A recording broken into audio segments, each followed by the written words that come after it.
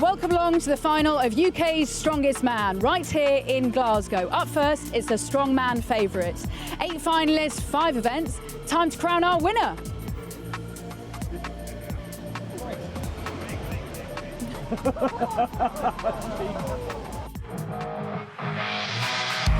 to fight these demons I've been holding for so long. Time to prove I can defeat them, tear them apart. Yeah, I'm gonna make you believe. Watch the animal instinct come alive, straight from the heart. I'll wear my pride with a fire in my eyes. No guts, no glory, no guts, no glory. I'll make history. Give it up for the glory. No guts, no glory, no guts, no glory.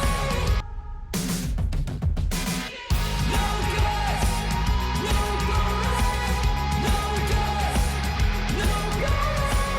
I'll make history.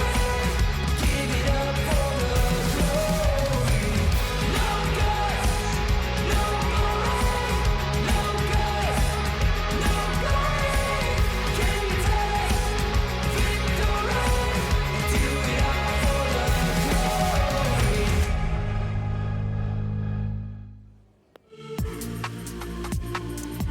And we go again here at the Braehead Arena in Glasgow. After 3 days of brutal events, it all comes down to this, where we'll crown our winner of UK's Strongest Man. Good afternoon. What a thrilling final day we've got coming up for you here on 5. And I'm in great company once again. The former World's Strongest Man in Jamie Reeves, and of course 3-time winner of Britain's Strongest Woman in Lucy Underdown. Jamie, what are you most looking forward to about today's final? Today's final is a stacked final. What I'm looking forward to is Andrew Flynn's gone out there, quarterfinals, semi-finals, and he's literally bullied people.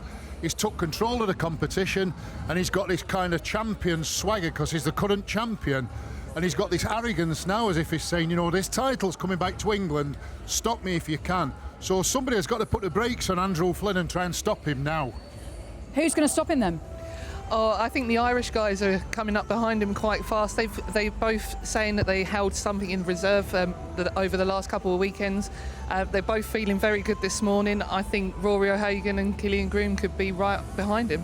Well, Rory O'Hagan was saying yesterday that he was kind of saving himself for the final. He won Group B last weekend, and actually, tactfully, he wasn't going full out yesterday. So maybe he saved it for today. Yeah, I think Rory's been suffering a little bit with nerves as well, and he's been talking a good game.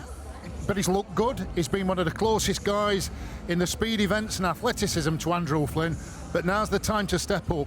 They do not want to give Andrew Flynn any space at all here, because like I said, he will bully them, and if them guys are going to make a move, they've got to do it on this first event now. Rory O'Hagan, we were hearing, actually threw up yesterday. So how do you feel him and Killian Groom will be dealing with those nerves? It's a big final. It is a big final. This is exactly what they've been working towards the whole time. So this is the one that means everything. This is everything that they've trained for the last 6-8 weeks. They've known the events. They've wanted to make it to here. So they'll be feeling nervous, but I'm sure they're going to handle it all fine. They're going to come out and smash it. I just know it. Oh, well, I can't wait. Well, let's go down to Gail Elms, our reporter for the day, who's with the finalists. Well, it's time for finals day here in Glasgow, and I've just found myself in between the 8 final athletes, and in particular Killian Groom and Chris Beetham. And I can tell you the heat is, well, I'm feeling the heat. Killian Groom, you have had an excellent weekend last weekend in Milton Keynes and this weekend as well. I mean, how are you feeling right now? Honestly, I'm just extremely excited and grateful to be here. I was disappointed I didn't come to the finals last year with an injury, so I just want to come here, just make every moment count and just enjoy the day. And how are the nerves? How is it keeping that adrenaline levels steady? Honestly, like pretty good. Like, when we go out and the crowd starts cheering, that's kind of when I let it all loose. Like, but right now I'm pretty calm. I'm feeling pretty confident. So let's just see what happens. Now, there is one person the crowd will be cheering a little bit more than the others, I suspect, and that's you, Chris Beetham. How important is that going to be today? It's been phenomenal. I've felt it every day we've been here. We just done the meet and greet there, and my queue was never ending, it seemed, which is so nice. Coming out in front of the crowd, hearing them cheering for you just gives you that wee bit extra to push on, which I showed in the Conan's Wheel yesterday, so hopefully I can do the same again today. I know they'll be cheering you so loud, right? We've got the Scotsman, we've got the Irishman, and we've got a certain Welshman who's going to be taking on a certain defending Englishman. Jamie, how are you feeling? Yeah, feeling good, feeling a lot better than the 2 other days. So, I won the eliminator last weekend, won it yesterday. Can we win the competition? Doing it for Wales, Jamie. I feel like I'm going to high five everyone as they go down. Good luck, guys, good luck, good luck. And just the last word from the reigning champion, Mr. Flynn. They're all going for you. Are you going to let them? No chance today. I had a feeling he'd say that. Well, good luck, guys. Wish you all the best.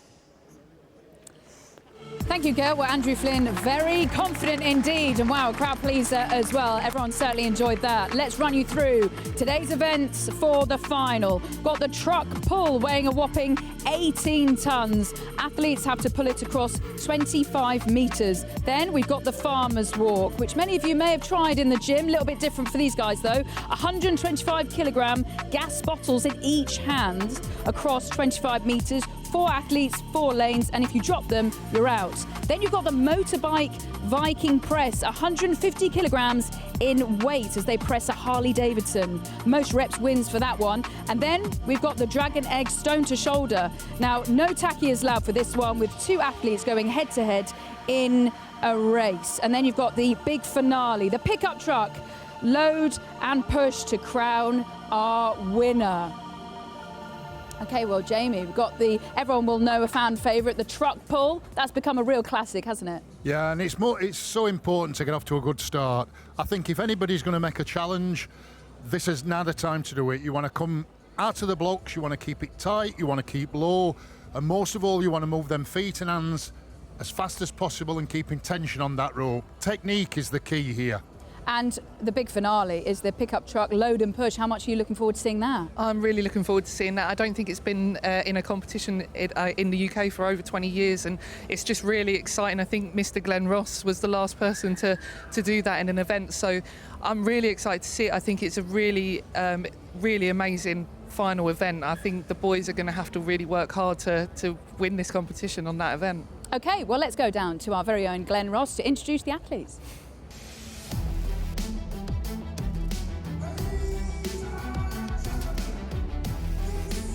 Is that prize guy, UK Strongest Man 2026. Ultimate Strongman fans, are you ready?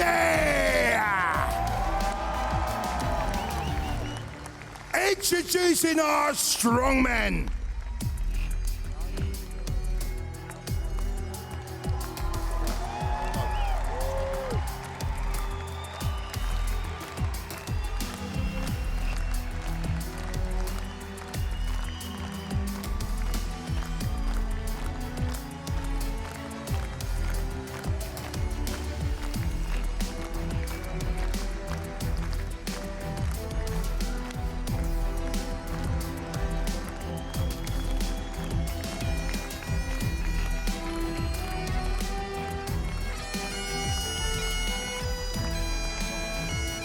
Ladies and gentlemen, our strongmen, introducing from England, 31 years of age, 155 kilos of weight, 6 feet 4 in height, Drew Redfern. Introducing our next competitor, from England, 36 years of age, 157 kilos of weight, 6'3" in height. Dean Mason.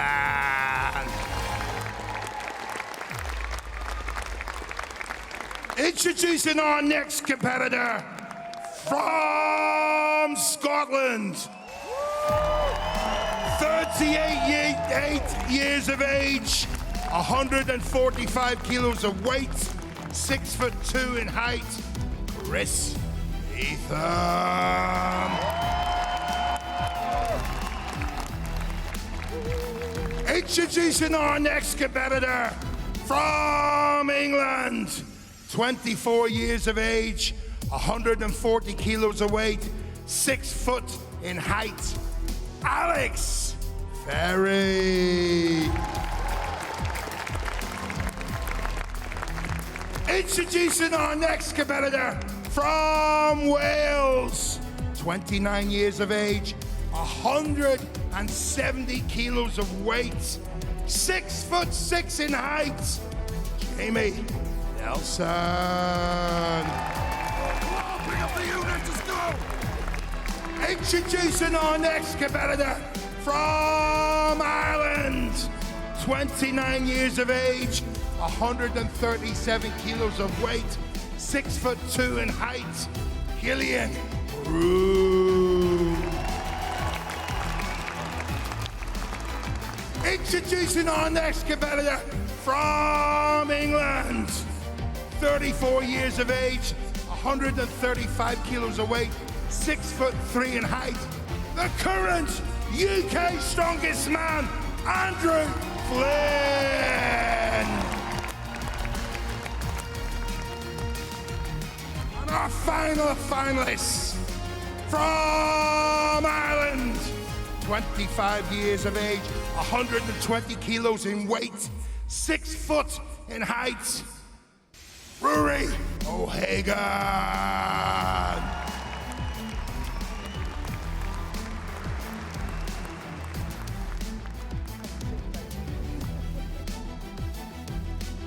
Okay, coming up, it's our first event here at UK's Strongest Man. It is the truck pull.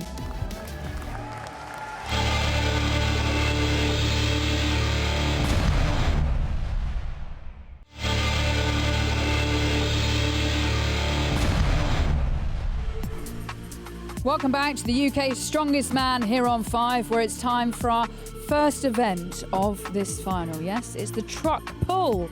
Here's what happened earlier on with your commentator, Nick Halling. On your marks. 3, 2, 1. Jamie Nelson is the heaviest athlete in this final at 175 kilos. So once he gets this thing moving, should be able to really let it rip, but he had problems with his balance there and he looks a bit unsteady. Now he's starting to build up a little bit of rhythm. But I wonder if that stumble is going to cost him a bit of a difference in time. But he can see the finish line now and has certainly finished it stronger than he started it. And that is going to be around the 30-second mark for Jamie. Well done, Jamie. Always hard to hold up first. Well, it wasn't the most convincing of starts for Jamie Nelson, that's for sure. But there was a right little wobble there. But the way he finished it, he'll be happy enough with that. 3, 2, 1. Drew Redfern from Derbyshire, normally happier riding a motorbike. But here, he's got to pull a 180-ton truck. Again, short steps, just get that momentum. Keep the hands churning as well. Just keep that rhythm, keep that momentum. He's got really good momentum here. And just starting to struggle a little bit in the last few meters here. Actually faded out a little bit. I mean, the first half of it was pretty solid, but that second half of that course really hurt for Drew Redfern, who did well just to keep it going. Well, the hardest part is getting the momentum. He got that momentum, but it was maintaining it that was the problem for Drew, who will make that dive for the line for a time of 33.48. 3, 2, 1. The expectation of a nation on the shoulders of Chris Beetham, the only Scot to make the final of the UK Strongest Man in Glasgow, and he did not make a good start, but he's making up for that now. Really working that rope so brilliantly, isn't he? Oh, now that is really starting to get fast. He's actually struggling to keep up with himself here. This is terrific stuff from Beetham. The start was very unimpressive, but the finish is very strong indeed, and he's just outside the 30-second mark, but that was unpromising, to say the very least. So to end up getting under 31 seconds, well, after the start he made, he'll take that. Yeah, it was a very, very shaky start, wasn't it? That truck refused to move, but once he imposed his will on it, it was a very different story. 31.78 for Chris Beetham. On your marks. 3, 2, 1. It's Alex Ferry versus this 18-ton truck, and Ferry has slipped and stumbled, but now does have a bit of momentum. So important that once you've got that momentum, you don't lose it. Got to keep those feet and those hands working in sync and in harmony, and that is exactly what Ferry's done. Wobbled offline a little bit. Got to keep the balance. He's finding this hard. It's hurting. As we get close to 30 seconds, which seems to be the benchmark for a good pull, he's going to be just outside that as he touches down at just under 33 seconds. Well, again, it wasn't a very promising start. That is always the hard part, getting that momentum. And then, once you've got it, keeping it. Well, the truck didn't want to know, and the way that left foot slipped early on, he thought, oh, this could be trouble. But once he imposed himself on the truck, he managed to just keep things going. A bit of a splash at the end. 3, 2, 1. Killian Groom then up next, the two-time Ireland's strongest man. His idea of relaxation is to sit down and play a bit of chess, so quite what he's doing, dragging an 18-ton truck along the banks of the River Clyde in Glasgow, is probably what he's asking himself right now. Nevertheless, he's picked up some really good energy, and it's really working with those arms. Absolutely fabulous stuff, this from Groom, and that's fast. Anything under 30 seconds is a really good pull. Yeah, he's asking, what is the time? Yeah, they all know what they're looking for, and anything under 30 seconds, that's a fast time. Killian Groom, once again, the start is proving so difficult for these athletes, but once they get it going, there is no stopping them.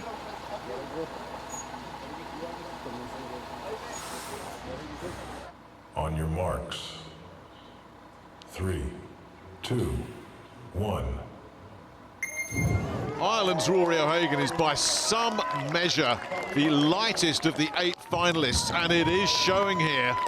That was a slow start, but he's a good athlete, and he's going to have to use that now that he's managed to get it going, but he's certainly struggled over the first 4 or 5 meters, picking up really good speed over the rest of it, though. Remember, anything inside 30 seconds is a really good time. Can he break it? He's going to be very, very close. Just, yes. Well, I said what a good athlete he was, and we really saw it again after a start where you just thought, oh, this is going to be a bit of a problem here. But it just goes to show again, it's not about how big you are, it's how much technique you've got and how you manage to coordinate your legs and your hands to just keep that truck moving. And from an unpromising start, Killian Groom gets in just under 30 seconds. That'll be good. On your marks. 3, 2, 1. Well, Andy Flynn from the South Coast has been the pick of the athletes through the quarterfinals last week and the semi-finals. And how's he going to do in the truck pull? Does he have a weakness? We haven't seen it yet. Again, not the best of starts, but as we've seen already, it's not how you start, it's how you finish. Remember, he'll be looking for a sub 30-second pull here, and he really has finished incredibly strongly. He's looking around at his time, and a little wink there says, I'm very happy with that. I think they're going to mark this at 27.32. I don't think anybody has managed to pull that fast yet. Again, just look at the first few steps. Once you get that momentum, it's what you do with it. But the hard part is getting that momentum. And even Flynn struggled to impose his will on this 18-ton truck. But once he did, the truck was waving the white flag of surrender. Okay, you win. Has Andy Flynn won?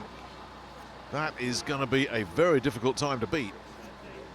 Yeah, he loves it. On your marks. 3, 2, 1.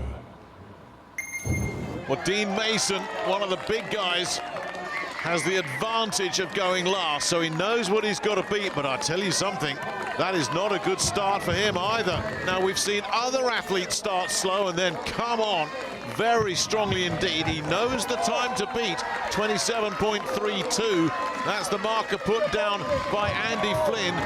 He's going to struggle to get that. And in fact, he might be losing some points here because he's going to go over 30 seconds, and that is not a good score for Dean Mason at all. That is going to put himself well down the leaderboard at the end of one event. And as we all know in this competition, you start slowly, it's very hard to pull it back. And the warning signs were early there for Dean Mason.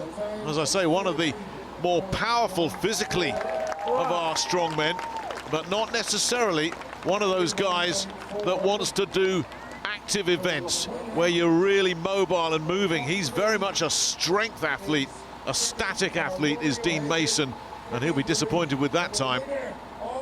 First event on finals day here at UK Strongest Man 2026, and it couldn't get any closer. Well, the two Irish guys definitely pushed our current champion. Rory, you had to put a big time down, and you certainly did that. Yeah, that's a very good start for me. I sacrificed a lot of body weight to these bigger guys, so. Well, Glenn has put you in like top there. He reckons you could be the champ. You could knock certain Flynn off the top spot. So the pressure is on you a little bit now. No, there's no pressure on me. It's all on Andy.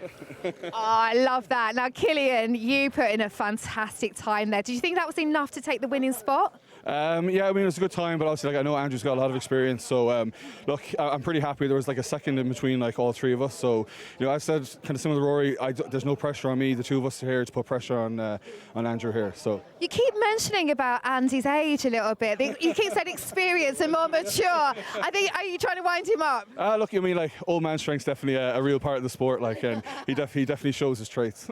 And truck pull, it is so iconic. I'm just going to move past you guys.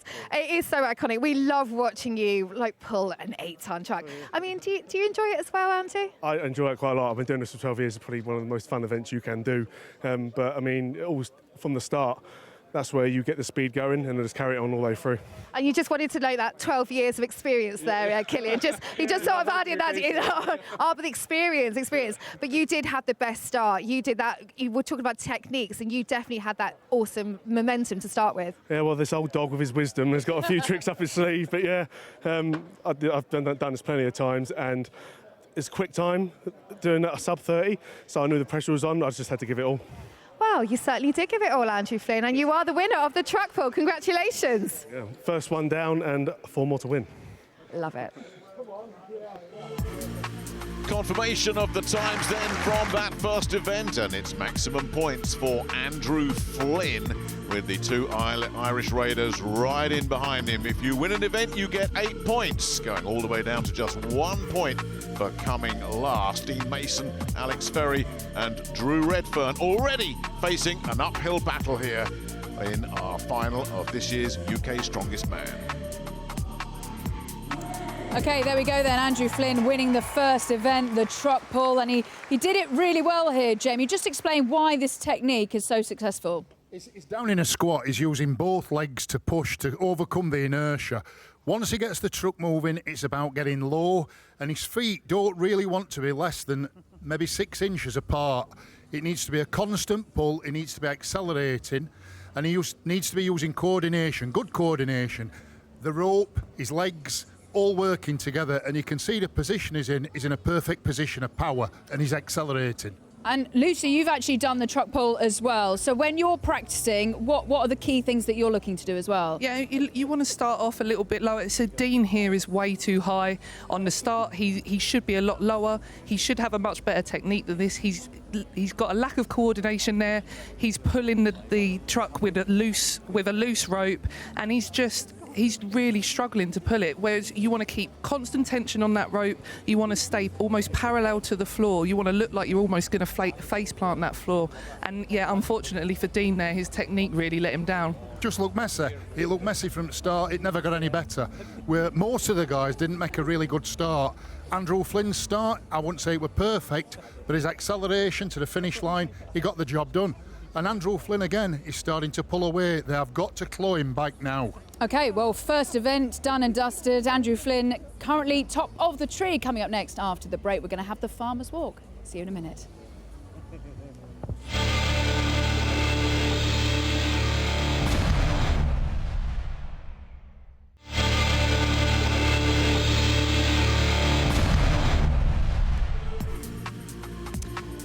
Welcome back to the UK's Strongest Man final. What a brilliant truck pull by all of our athletes. Up next is our second event, the Farmer's Walk. 125 kilograms per hand, and they've got to do 2 laps of the 25-metre course, and if you drop them, then you are out.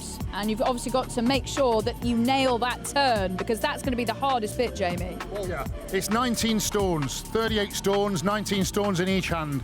Once you start to turn, the momentum of these cylinders, with them being long, it'll take you beyond where you want to go. You want to come out of that turn and you want to be heading straight, so you can fire straight up to that finish line and accelerate as you're going through. It's got to be controlled as well. That's the thing, you don't want to stop, you've got to have a little bit of momentum, Lucy. Yeah, definitely. You don't want to mess that turn up, because if it does drag you off course, then you're going to really lose some time and you're going to have to stop and reset, and they can't drop it, so it's only going to prolong the amount of time that they're going to have to hold this weight. And these canisters that Glenn uses here, they're notoriously really hard to use. They bash into your legs, they're going to be painful in the hands. They're going to really find this a hard event. And also really hard to stay balanced, I suppose, with them as well. It is, but the athletes, then the guys that are speedy, that are fast and have got good athleticism, like, you know, Flynn we know, but Rory and also Killian, this is the chance to catch up on Andrew Flynn now. Yeah, and also Jamie Nelson says this is actually his favourite event, so maybe actually the ones with more cardio, and we'll see, you know, later with the Viking Press that might suit the likes of Dean Mason later on. So this might be a chance for the others to catch up like Jamie Nelson. Yeah, definitely. Again, Farmer's event is an event where anything can happen. One small mistake and the whole game changes. So it'll be interesting to see, but I'm excited to see Jamie Nelson in this one. He's been bigging himself up, so let's see what he does. You just don't want to come out too eager.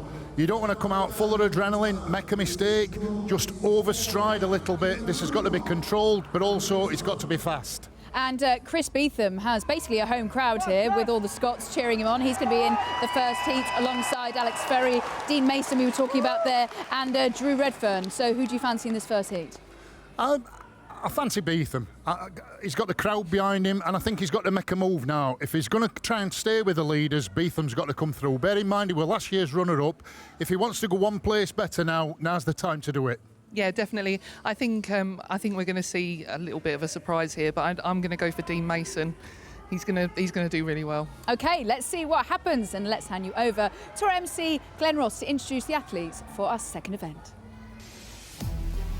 Ladies and gentlemen, this is the UK Strongest Man 2026.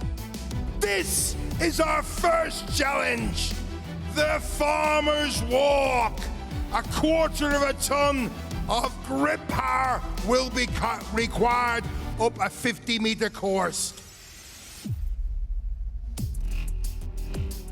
Introducing in lane 1, from England, Drew Redfern.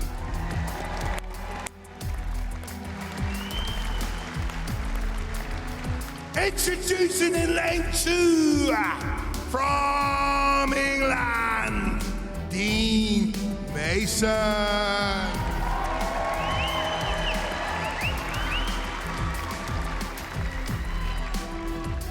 Introducing in lane 3, from Scotland, Chris Beetham.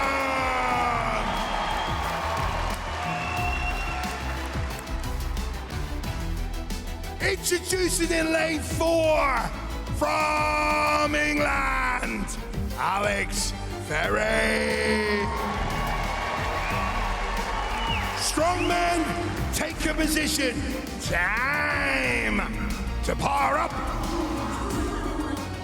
It is a ferocious weight to carry, 125 kilos in each hand. Not only have you got to navigate that turn, you've got to keep those canisters controlled. It is all about combining speed with precision, and it's Beetham and Mason on the inside lanes that are off to the good start. A little bit slow there for Alex Ferry, who says he hates this event. Now let's watch what happens at the turn. Taking their time, cannot rush the turn, and it's neck and neck between England and Scotland here. Beetham and Mason in a race. And at the moment, Mason's dropped everything. Oh dear, and so too has Beetham. Now then, on the far side, Drew Redfern just knew if he could keep it going, he would have won the heat. And then suddenly he hit empty. Yeah, the moment you drop it, that's it. But even though he was first to drop him, Chris Beetham got the furthest distance, coming just short of the finish line. And the moment he saw Dean Mason drop him just in front of him, he knew where he was and what he needed to do. You look at that, really good control from both the leaders. Then it's just a case of, can you get back to the finish line?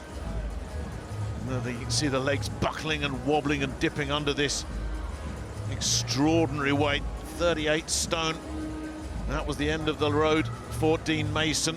Alex Ferry had made up a lot of ground, but it's psychological. Once you see one guy drop him, it's incredible how often the others put him down as well.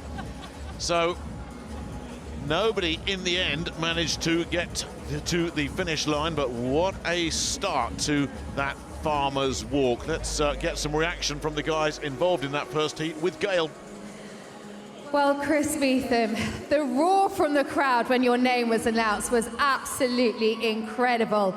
And you have, by looks of it, outperformed the English there. So maybe Scotland 1, England 0. But I can look at your face that you're a little bit disappointed that you didn't quite finish over the line. Yeah, I had no doubt in my head that I was going to finish it. So I think the events of fatigue is catching up a little bit, and just the excitement of being here in front of everybody. So I can't believe I actually won that, even though I didn't finish it, but I'll take it. Now, I know that Dean was pushing you all the way in the lane next to you, and he did drop those canisters. It made such a thud, and I felt like it put you off your stride a little bit. Was that the case? Yeah, I heard someone go down. I thought it was Dean. And what happened was the right-hand farmer handle bounced off my leg and just opened my hand up a little bit. Once that happens, you're just holding on for dear life. And it is all about momentum, isn't it? And I think you're a bit disappointed with that truck pull as well. So how important is it to get some points on the board now? Yeah, it's ideal. Like, the main aim for this first event was to win the heat. I've done that. I can't control what the other guys do, so far so good, but I honestly don't think that'll be good enough. I was about to say, you're going to watch through your hands, your fingers on the next heat. Yeah, I'll go and sit there with my wine gums and see how we go on. Well, ladies and gentlemen, please put your hands together for the winner of Heat 1, Chris Beetham. Say who they are.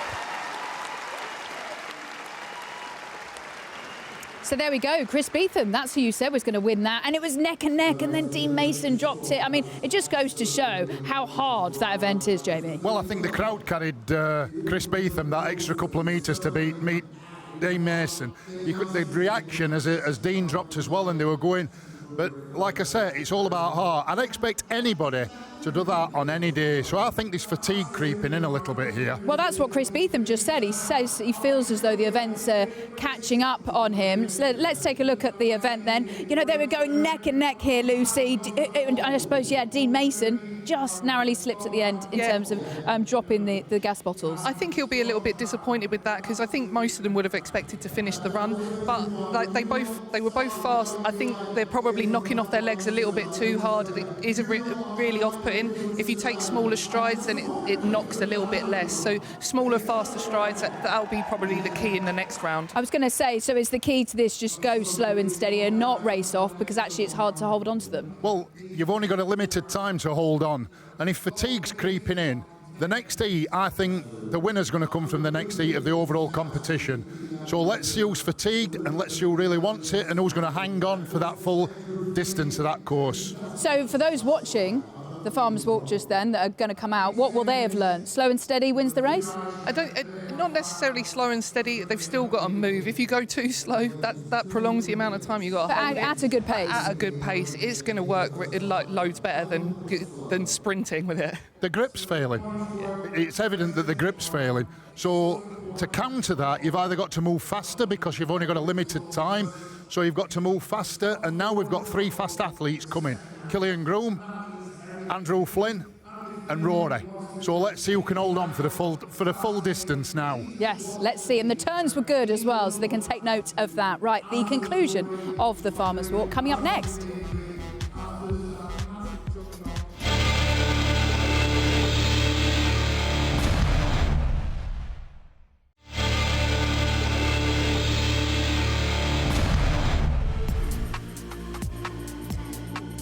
Welcome back to the UK's Strongest Man final here in Glasgow at the Braehead Arena. We are halfway through the Farmers Walk. Time for Heat 2 and Glenn Ross for the introductions. Ladies and gentlemen, Heat 2 in our quarter of a ton Farmers Walk Strength Challenge. Introducing in lane 1, from Wales, Jamie Nelson.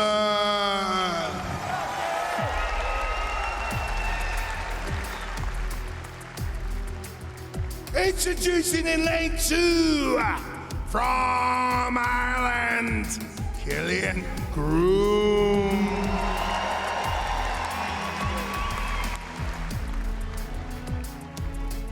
Introducing in lane 3, from England, the UK Strongest Man, Andrew Flynn.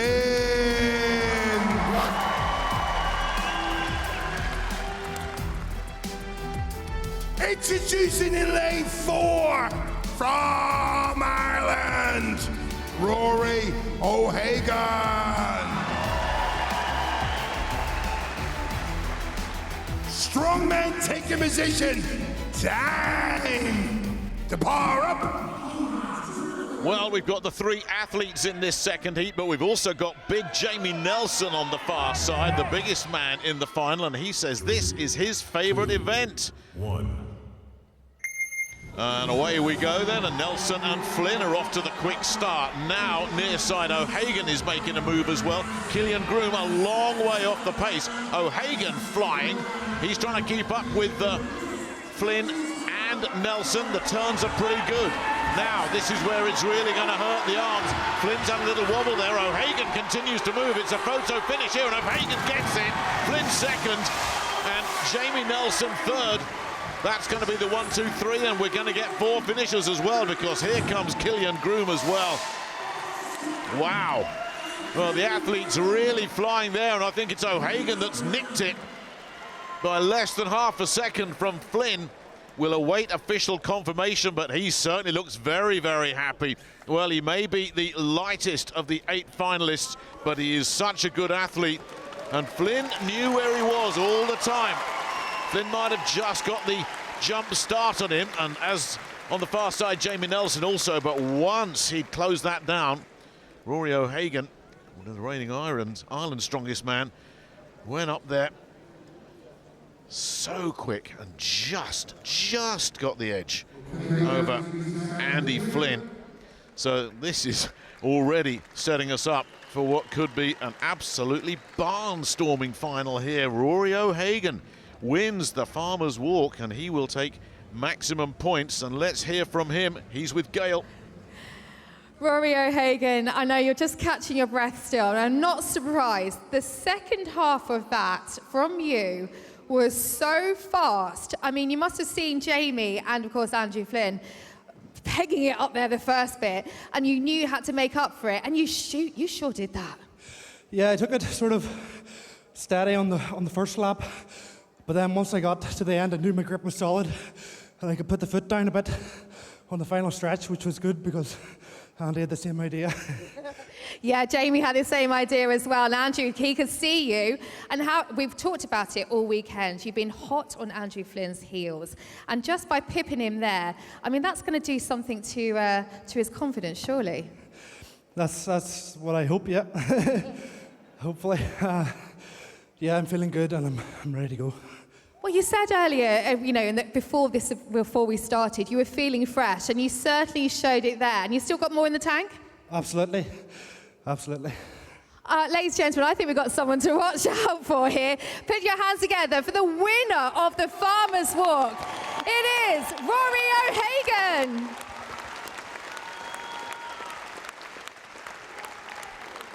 By less than 0.3 of a second as well. Maximum 8 points for Rory O'Hagan, who is tucked in behind Andrew Flynn's slipstream. The top two making a strong performance in the Farmer's Walk, and not too shabby from Jamie Nelson and Killian Groom either. This final of the UK Strongest Man 2026 is off to a terrific start.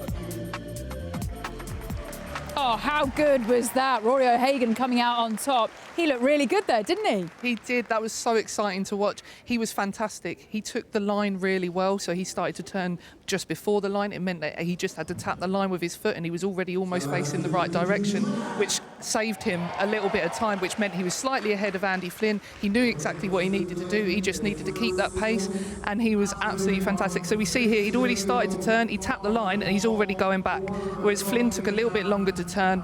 He was just, and then he just puts the pedal to the metal, and he just flies down the end, and Flynn just was left in the dust.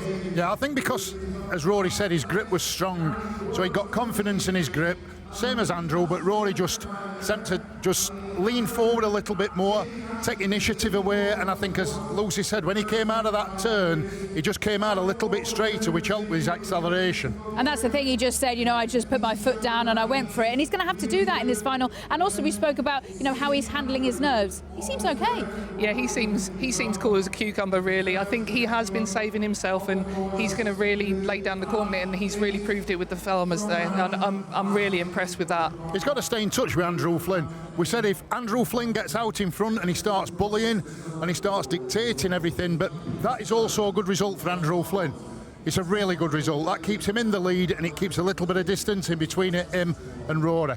Okay, let's take a look at the leaderboard and see how things are shaping up at this final. So, top of the tree is the reigning champion, Andrew Flynn, on 50 points. Not far behind, just 1 point. Rory O'Hagan, Killian Groom also well within it. Jamie Nelson, and then you've got Alex Ferry, Drew Redford, Dean Mason, and Chris Beetham, who I've got to say is a fan favourite. All the crowds are loving him so far. So Andrew Flynn, Rory O'Hagan, Lucy, you feel as though they're going to go toe-to-toe throughout the day? Yeah, definitely. I can't see anyone really coming in between them. Maybe Killian's going to have another event that might kind of push them, but I think those are your top two today. I think the motorbike, the Viking Press, is going to sort them out, because guys with strong upper bodies like Dean Mason, they're going to come through and they're going to shuffle them leaders up a little bit. Yeah, so that's for the Motorbike Viking Press is coming up next. Dean Mason we've spoken about, and the static athlete's going to be quite good at that. Who else is one to watch? I think, again, you've got the likes of Jamie Nelson. He's very tall. He might struggle with that. I'm not sure if he's going to be very good with it, but I think Rory's quite confident with it. In the warm-ups, they look quite explosive. Alex Ferry is also a very good presser. And also, for Rory, that'll do the world of good for his confidence. Yeah, and also Andrew Flynn is not very strong overhead. He's had a neck injury, which has led to some nerve damage in his shoulder, and this is primarily all shoulder. So this could be a bit of Achilles heel for Andrew Flynn. Okay, well, coming up next, it is the Motorbike Viking Press. We've had 2 events already, 3 to go. Coming up here on 5. Don't go anywhere.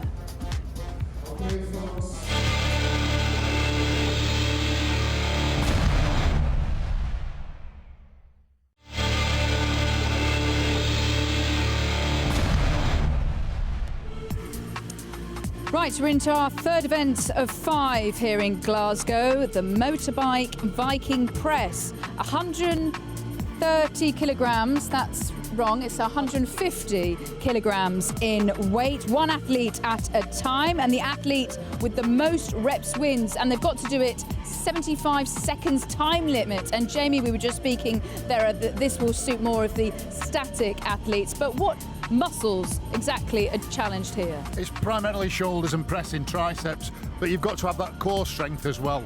And even though it's 75 seconds, this event, usually if it's 75 seconds, you might do 5 or 6 reps, drop it down and take a break and then go again. But the athlete can't do that. Once it goes down onto the pedestal, it's over. So they've just got to go gongo. They've got 1 chance, 1 set to the death. And it's a Harley Davidson, which is pretty heavy. But also, in terms of, is it about momentum, and how many reps, for example, are we expected to see? I think we can expect to see, I reckon somebody's going to get double digits here. Like, Okay. I can expect, I think there's going to be some athletes that can do that. I think we'll see a lot of different techniques in the way that they do it. Some will be a little bit more strict press, some will use their legs a lot more. We're going to see Andy Flynn with a completely different technique. He's going to lean very far into it and then almost press it with his chest. So why would he do that? Because it suits him better, because he's stronger in the chest than he is in his shoulders, so he'll use his chest more. So it's going to be an interesting event. I don't think you can call it. Alex Ferry's out first. He's going to lay down the gauntlet, and he's a very, very strong presser. So I think he's going to really set the target. So we've got the Motorbike Viking Press, we've had the truck pull, we've got the car hold, lots of vehicles involved. I mean, is there any correlation in terms of how you lift each of these cars, trucks? This is basically a pivot lift. They move the cycle. The further they move it towards the athlete, the heavier it gets. It's set and it's being weighed at 150 kilograms. And I expect Dean Mason, big shoulders, good static strength. I think he will come through here. But it's, can Andrew Flynn, with this technique where he lifts a different kind of technique to protect his shoulder, he has got to stay in touch here. And for Rory, can he seize this opportunity and leapfrog Andrew Flynn? I mean, how do we train for something like this? The majority of gyms, especially where these boys are training, probably have a Viking press in it. It is quite a common piece of equipment in a bodybuilding gym or a strongman gym. So a lot of them will have it, but you can't always train the same pivot, but you just do your best with the equipment that you've got. Yeah, so maybe people can try this at home. Who knows? But also, you make a really good point about Rory. This actually could be a really pivotal moment in the day. Yeah, I think if he's going to make a move, and he knows this is Andrew's week event, now's the time to make the move. And I think 1 or 2 people maybe might come in between them, and it'll spread the points a little bit more, so we could see a change here. So how does this event differ to many others? We've seen, racing, in terms of that will suit more of the cardio, this will suit more of the static, we've got the dragon egg, stone on shoulder to come. So where does this rank in terms of how tough this is compared to the others? I think this is a chance for them to, they need to relax on this event. I think it's a chance for them to take their breath back. It's going to really tax the shoulders, but it's not going to really affect them on the other events, I don't think, as much as some others might do. So I think this is a good event for them to just have a relaxation on it. Well, maybe mentally, that's going to test them a lot, actually, this one, because it's just keep going as long as you can. Yeah, it's all about upper body strength, but as we said before, you've got to have a strong core so you can execute that press. And basically, whoever's got the strongest upper body, strongest shoulders, strongest triceps, they're favourites for this event. Who is? Dean Mason. There we go. I will go Dean. Okay, Team Dean over here. You've done well so far. Let's hand you over to Glenn Ross to introduce the athletes. Ladies and gentlemen, this is the UK Strongest Man 2026. Our second discipline is the Viking Press. 150 kilo of shoulder power. Rocket power will be needed as they press this bike to the moon. Introducing our first competitor from England, Alex Ferry. Strongman, take your position. Time to bar up. On your marks. Well, Alex Ferry is currently bottom of the pile on 3 points. This is his strongest event. So if the new father from Doncaster wants to make any kind of a move in this event, it's got to happen right here, right now. Goes through the first 4 very comfortably indeed. Well, if he can get into double figures, that really is going to set a marker for the others. That's 8 already in just around 22 seconds. Well, it is a good event for him, and he's showing exactly why. The 2 times UK's strongest junior graduates to the senior ranks with a very impressive 11. And still lots of time on the clock. The clock continues to tick away, but I think Alex is saying, you know what? 11, that's good. I'll take that. Well, his technique was terrific, and his timing was even better. He put 4 on the board very, very quickly before fatigue starts to kick in. You can see Dean Mason and Drew Redfern in the background looking on. So, well, what can we learn from this? And there goes that motorbike. He's struggling and suffering, but that's not a bad score at all for Alex Ferry. How good will it be is the big question, and how will the others respond?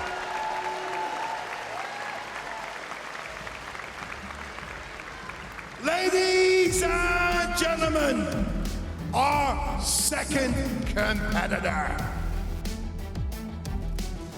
Introducing from England, Dean Mason. Strongman, take a position. Time to par up. On your marks. Well, our studio experts are unanimous. They say Dean the Machine is going to excel in this event. A 4th place finish at last year's UK Strongest Man. He's currently in 6th place, and he knows he's got to get at least 12 to get past Alex Ferry. Now, he's going to pace himself. He hasn't gone off anywhere near as fast as Alex Ferry. And he doesn't need to, so long as he can just keep on going. But I tell you, he's hurting after 8. Is there a 9th in there? I'm not sure there is. I'm not sure there is, you know. This will be really disappointing for Dean if he can't get 2 or 3 more out here. This crowd willing him on. But I don't think the body is interested. Dean Mason. Well, there's a big smile on the big fella's face, but he will be disappointed with that. A one-time competitive swimmer, so he's got those shoulders, but I'm afraid those shoulders let him down there. And it really does give you an indicator of just what a good press that was from Alex Ferry earlier, that Dean Mason has hit 8 and then has hit the wall. And try as he might, there was no more in the tank. Desperately wanting it, and it's just not there for him. So it's 8 and out for Dean Mason.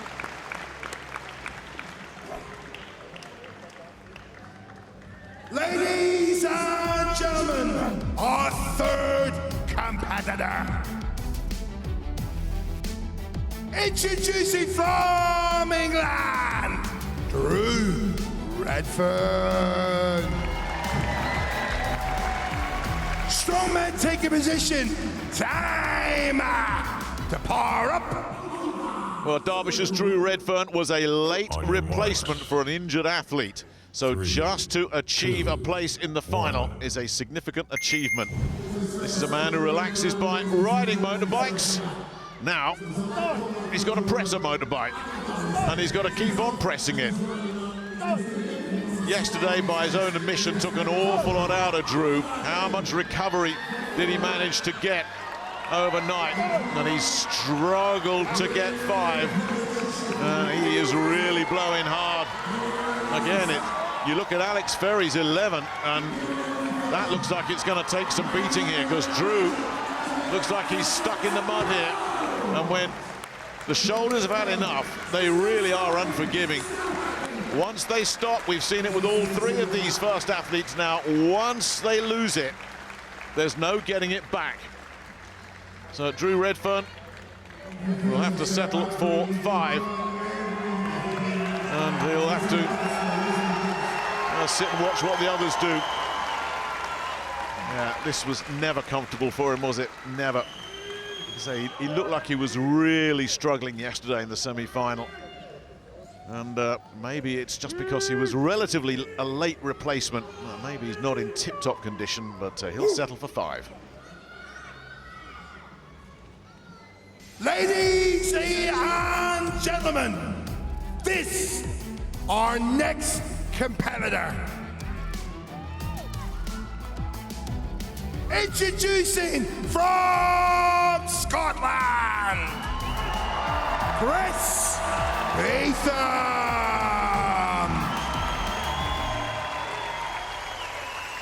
Strongman taking position. Time to power up. Well, if Sterling's Chris Beetham wants to be amongst the contenders, he needs a really strong Viking press here. Let's see what we're going to get. Remember, the mark set by Alex Ferry was 11, and he's got this crowd behind him. Everybody at the Braehead Arena willing him on. He's Scotland's last man standing. He will not want to disappoint this crowd, but he's struggling at 6. He's struggling badly. Can he get 7?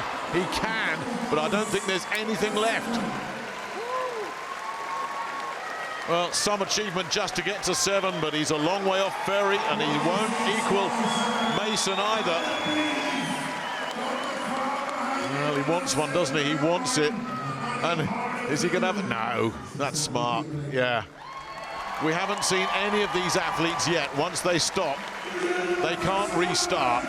So it's 7 for Chris Beetham, which will leave him in 3rd place out of our first 4 athletes, and that, I'm afraid, is going to drop him further off the pace. But again, could not have put any more into it, could he? Wanted that 7th one, just about got it, and that took absolutely everything out of him.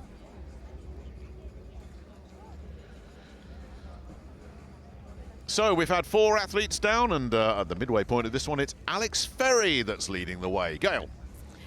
Alex Ferry, 11 reps. Now, you were first out, so you were a little bit unsure what was the score to beat. And when you came off, you were a little bit still unsure that that wasn't enough, but you've done all right there.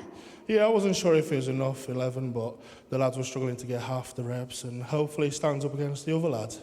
Well, we look at the likes of Dean Mason, who Jamie and Lucy in our commentary and the punditry were saying that Dean was the favourite possibly to win that, and yet he couldn't match your score. He only got 8. So you must be feeling really confident that the other 4 can't. Yeah, 100%. Yeah, and I think it is a bit... I know, I love it. Alex, you just say it like it is, Alex, yeah. Do you think that those 4 are going to just think that in your head? Because we were saying earlier that 11, that's double figures. Once you get to about 5 or 6, those shapes come in. 11's still quite a bit more to go to. Yeah, it is. And, you know, I used to train up to 20 reps in training, so I was ready to do whatever I needed. And you certainly did that, Alex. And I think you're going to set a little bit of a goal for the top 4 at the moment. So let's put our hands together for Alex Ferry for 11 reps so far.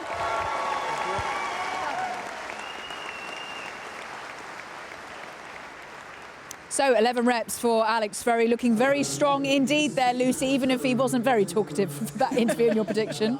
Yeah, definitely. I said he was going to come out and lay down the gauntlet. He is a very strong presser. You can see here, he takes his time on the pickup. He keeps the handlebars nice and high, close to his ears. He doesn't bring it down all the way to his shoulders, which really helps him out. And he just reps it out. He looks so comfortable, Jamie. And it's the speed as well. Dean Mason looked quite cumbersome. Everything looked slow. But credit to Alex Ferry, he's gone under the radar with this one and he's really attacked it. He's got a strong press, he's coming up for the lockout into his triceps, he's using his legs, he's using that core that we talk about to get that stable strength so he can push. What an effort. What about Dean Mason? 8 reps, was that a surprise? I think so. I think he would be disappointed with that. He looked very tired out there, and like he was a bit lacking in coordination. I think maybe the weekend's starting to catch up on him. Well, a number of them have said that. I mean, I don't blame them. Dean Mason, in terms of him and going forwards, we actually thought that this would be one of his stronger events. But you can see here he's tired, but you know he can still take plenty from this, Jamie. He's not using his legs much. He's just using his upper body. And we talk about coordination, using them big muscles. Instead, he's just using his shoulders and triceps, and he's not using his legs. I think if he looks back on this, Dean will be disappointed.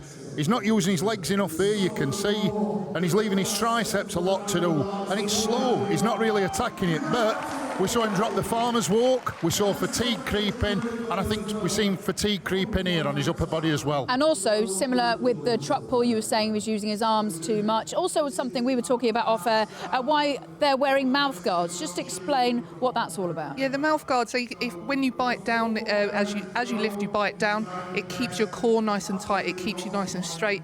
And it's all backed by scientists. It's something that there's a lot of work gone in behind the scenes. And I've used it in the past for my deadlift. It just keeps everything nice and tight and in line. And if your jaw's in line, your body will follow. And that's exactly what that's doing. So they'll use that to just keep their core nice and tight. And stops them from biting the tongue off. And that. Well, hopefully that doesn't happen today. I don't know what we do if that happens. In terms of the 4 watching on, what will they have learned? Well, they've got a target. They've got 11 reps. I think Rory has got the luxury of going after Andrew Flynn.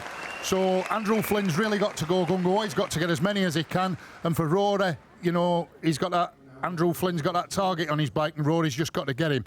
And we could see a change of the lead. OK, let's see if that happens. Coming up next here on 5, we'll have the conclusion of the Motorbike Viking Press. Don't go anywhere.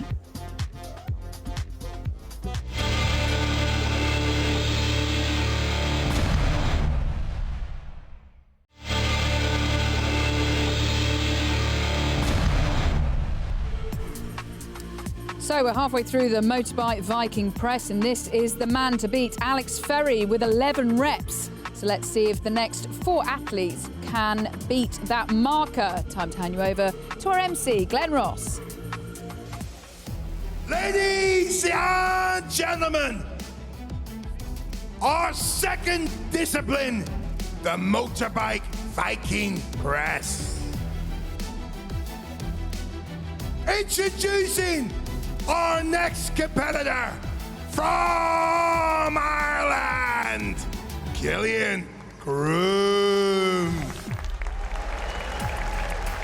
Strongman taking position. Time to power up. Just missed out on a podium finish 3 years ago, Killian Groom, and then has spent a lot of the intervening time recovering from major knee surgery. He's back to his best, and the former 2-time Ireland strongest man definitely pushing hard for a podium place here. He's not going for speed, he's going for rhythm and momentum as he gets to 5, and it's starting to hurt. Well, he gets to 6 okay, and this momentum of his gets him level with Dean Mason. Now, anything else is a real bonus. Well, can he get it? Can he get number 9? A little shake of the head there says that'll have to do. I'll tell you again, you look back at what Alex Ferry did, and he really has thrown down a marker. But Groom will be happy that he's gone past Beetham and Redfern and will be level on points with Mason with 3 athletes to go. Slow and steady for Killian Groom. He didn't try and rush through the first 3 or 4 reps, but when the time comes and the body says that's enough, there's nowhere to hide. And Killian Groom, very happy to just get himself 8 reps, excuse me. Ladies and gentlemen, our next competitor. Introducing from Wales, Jamie Nelson. Strongman, take a position. Time to power up. Well, Jamie Nelson is the last Welshman standing, works as a security guard. They don't get too many break-ins where Jamie works, I can tell you that. Now, he's got very long levers, which is not necessarily an advantage when you're doing a press, because you really have to make that bike do an awful lot of work. But Nelson, who had a 7th place finish last year, looking to improve on that and keeps himself going through 6, needs at least 2 more. I don't think he's going to get it. Yeah, 6 and out, not necessarily an event that would have suited big Jamie Nelson. The big man from Kidwelly in Carmarthenshire, the tallest and the heaviest of our athletes here in this final. We'll have to settle for 6. Well, I don't think he was expecting big points from this event anyway. And again, it's so unforgiving, isn't it, as he just tries to push through, but look how much more movement is needed, how much further that bike has to travel just to achieve 1 rep. Not ideal for Jamie Nelson, this discipline at all. He will have to settle for 6 of the best.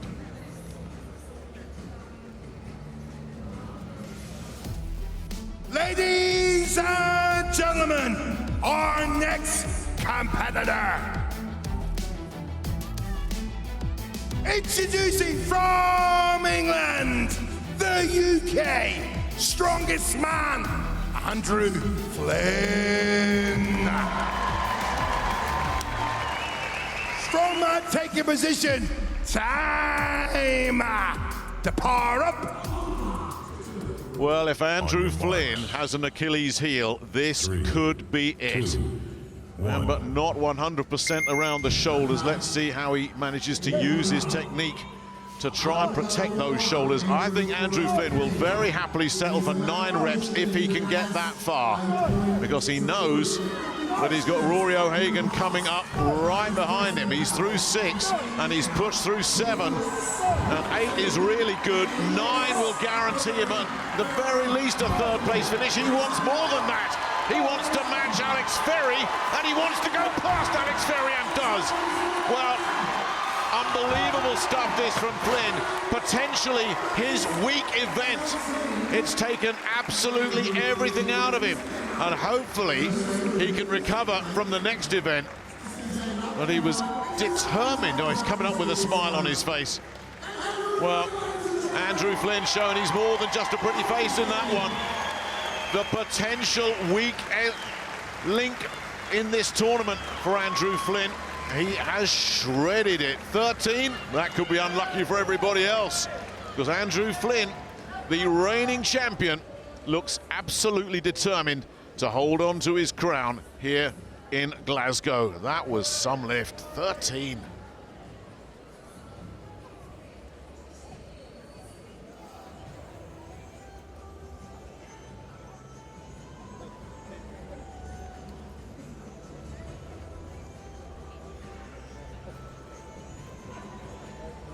Ladies and gentlemen, our final competitor.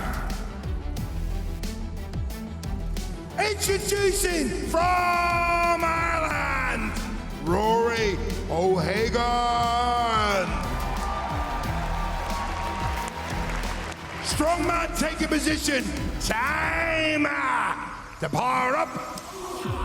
Rory O'Hagan, Ireland's reigning strongest man, knows what he needs. He is built for speed, O'Hagan. The lightest man in the field. Will he use that speed? Will he try and rip through 5 or 6 very, very quickly? Looks like he is setting off at a good tempo here. 13 is what he needs just to keep in contact with Andrew Flynn. 14, and he will join him at the top of the leaderboard. It must feel a long way away, because that 8th one hurt. That 8th one hurt. And can he get to 9? That's important. It gets him past a share of the points with Dean Mason and Killian Groom. So he will lose a bit of ground on Flynn because Alex Ferry is between the two leaders, but that last lift is definitely going to help keep him in touch. O'Hagan has to settle for 9, and again, you just have to look back at what Andrew Flynn has done here with those 13 reps. O'Hagan was never going to get anywhere near that, but that 9th one could yet be highly significant. But I tell you, once he'd done that 9th lift, it was over and out. So the week event for Andy Flynn, he made it look pretty easy, didn't he? And he's with Gail. Andrew Flynn, I mean, I was standing there watching you watch Rory O'Hagan there, and there was sort of the look of, please don't do better than 13. Yeah, I mean, it's a competition, so you want to win. I didn't know how good Rory's at that Viking press, so I just knew when I go out there, I've got my eyes fixed on doing more than 11, and I'm not putting it down until I've done more than 11. So, yeah, a bit of a relief there. I mean, it's your weakest event, really, because you've got a slightly different technique. So talk us through it, because a lot of the guys were just doing very straight. You tend to use your chest more. Yeah, I mean, I think I've developed it over my 12 years of strongman, where I haven't been able to strict press that well, so I have to literally utilise my whole body and, like, bend underneath the bar. But it works, as clearly seen, so I'll take it. It definitely does work, and it was such an important event to just, again, put your marker down, your weakest event, but going to win it. Just put those young ones in their place. Yeah, I mean, points win prizes, and I know with him only being a point behind me, I want a gap for me to have some kind of breathing room, so hopefully that's given me some breathing room away from the Irish boy. I think it definitely has. It's given you 3 points lead above Rory now. So, ladies and gentlemen, please put your hands together for the winner of our Viking Press. It's Andrew Flynn.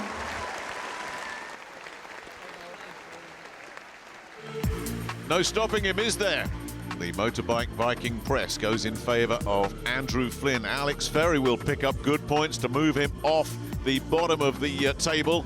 Rory O'Hagan won't be too disappointed with 3rd place either, but a lot of people were thinking, you know what, O'Hagan might just surpass Andrew Flynn after this discipline.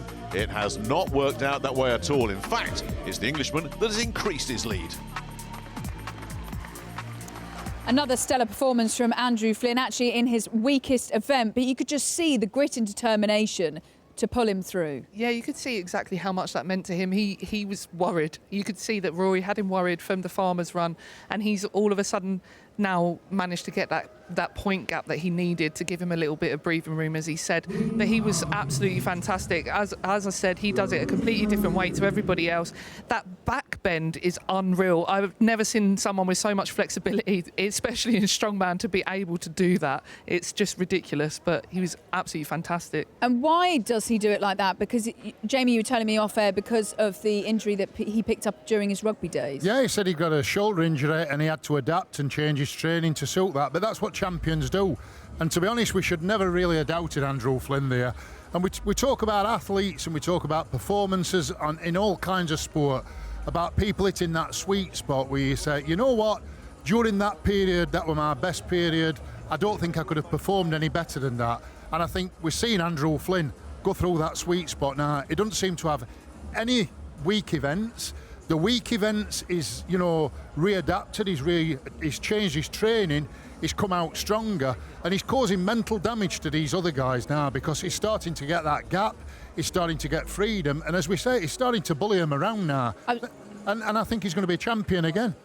And I was going to say, do you think this is the best we've ever seen him? He's in that peak form. You know, how long are we going to see him in this form? Hopefully it continues for a long time. He's got such a champion mindset. He's a crowd pleaser.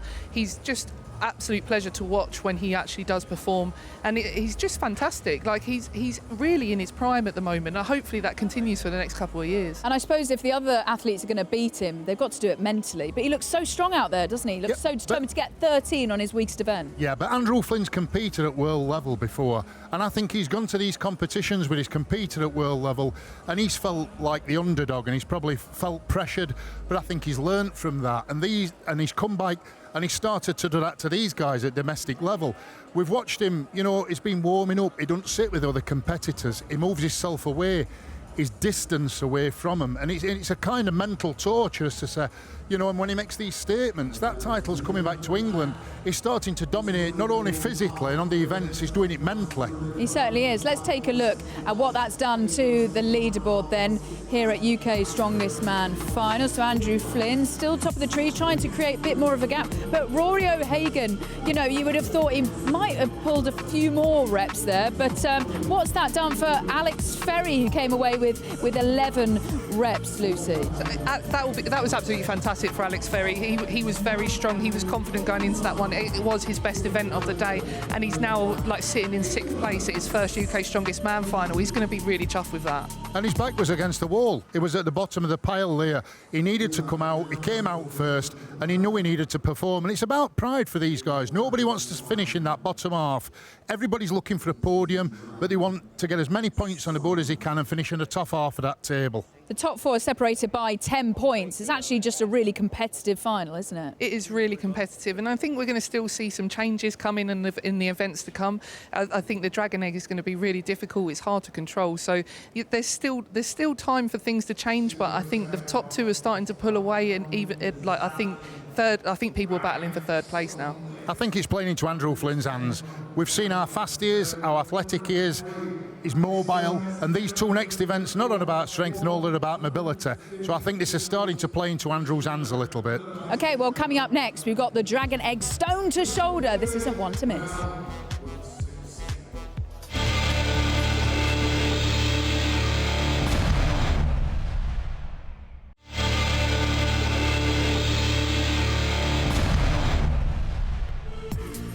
So it's time for our 4th event of the final. It's the Dragon Egg Stone to Shoulder before our big finale, where we'll crown this year's UK Strongest Man.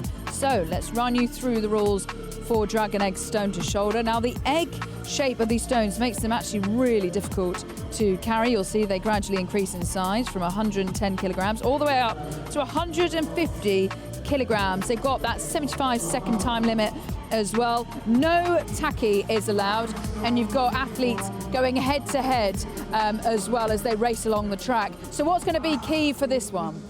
The key is sometimes you have to turn the stone. So they'll put it onto the laps, they'll turn it, and then they transition up onto the shoulders. But once it's on the shoulder, they've got to hold the other hand out to show that they've got complete control and wait for the referee's signal before they move on to the next stone. So it's not just about lifting the stone, it's about balance as well.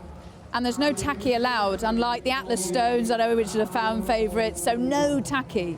Yeah, that makes it a little bit more difficult. The stones are built slightly differently, so there is a little bit of grip when you do feel them, but they'll be using a lot of chalk on this. I think we'll see a lot of topless men today. That'll be because they want to feel it against their skin, but they need to make sure that they're not too sweaty, because otherwise that's going to make sure that's going to make the stone slip down them. So there's lots of factors in this that could change the event. Do you think many athletes will actually drop the stones? Do you actually think that many will compete for that 150 kilogram? They'll be able to pick it up and get it over the line? I think as they're working their way through, they've got to feel the balance. When it comes up, the most difficult thing is when it comes up is to get a little bit over eager and it goes back over the shoulder. So it's got to be controlled. You've got to get it up here, you've got to have upper body, and we always talk about core strength, legs, mid-drift. You need that to keep that stability, because if you start wobbling, that stone is going to topple. And also, it's the 4th event of the day. We've already seen athletes showing signs of fatigue. Who do you think this is going to favour?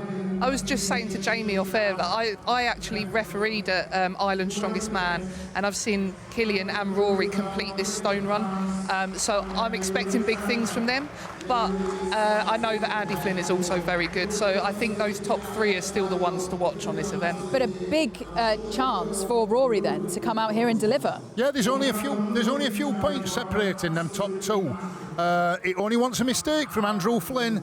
Maybe he drops the stone, Rory seizes that opportunity, and we could see it change. Another crucial event here for Andrew Flynn, because he can't afford to make any mistakes, because Rory's breathing down his neck and it's a good event for Rory. It certainly is, but Rory and Killian Groom won't want Andy to run away with it. Andy says he wants to create a cushion. They're not going to allow it. No, they're not going to allow it. Unfortunately for them, though, Andy's going to come out last, and they're going to go out. They're going to go out before him, so he's going to know what he needs to do. So he's going to be out with Alex Ferry on the last round. So coming out knowing what you need to do, that's a massive advantage. So he's going to go in very confident, I think, with that one. Okay, let's get on with it then and hand you over to Glenn. Ladies and gentlemen, this is the UK Strongest Man 2026. Up next, our 4th strength challenge. The Dragon Stones!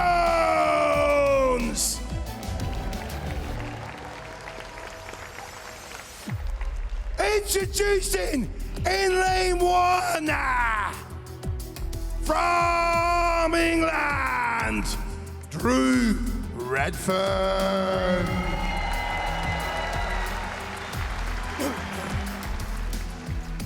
And in lane 2, from Wales, Jamie Nelson.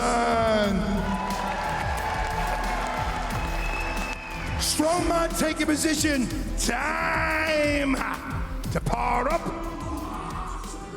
So our first heat features 3, England 2, versus Wales. Jamie Nelson near side is currently in 4th place, and the key is getting control of this egg-shaped stone. That's where you need just to wait and balance it and get the all clear from the referee. Now Redfern had a slight lead, but has struggled a little bit with this second stone. No problems there for Nelson, and I think Redfern has lost an awful lot of ground here. I think fatigue really is kicking in for Redfern. He's struggling with that second stone. A third stone is good for Jamie Nelson. And Drew Redfern is in a horrible place at the moment. I don't think that Jamie Nelson much fancies this 4th stone either. He's got it balanced, but that's all he's got. He gets that roll. That's really good technique. He took his time, gets the all clear on stone number 4. Redfern just would not give up on that second stone, but I think that's probably going to be the end of his race. Still got around 10 seconds left here for Nelson, who's had a little look at the clock. At this, 150 kilos, that's 23.5 stone. And Nelson, I don't think, wanted any part of that at all. And who can blame him? So, Jamie Nelson will get 4. Drew Redfern will get 2. Will that push Nelson up the ladder? Well, with Groom and O'Hagan and Flynn ahead of him, probably not. And yeah, it's all about that technique, that roll. Get that right, everything else should fall into place, as it did there. And that was hard work. And he took one long look at that last stone and said, you know what, I'm not sure I want to take that on. And that was probably very wise.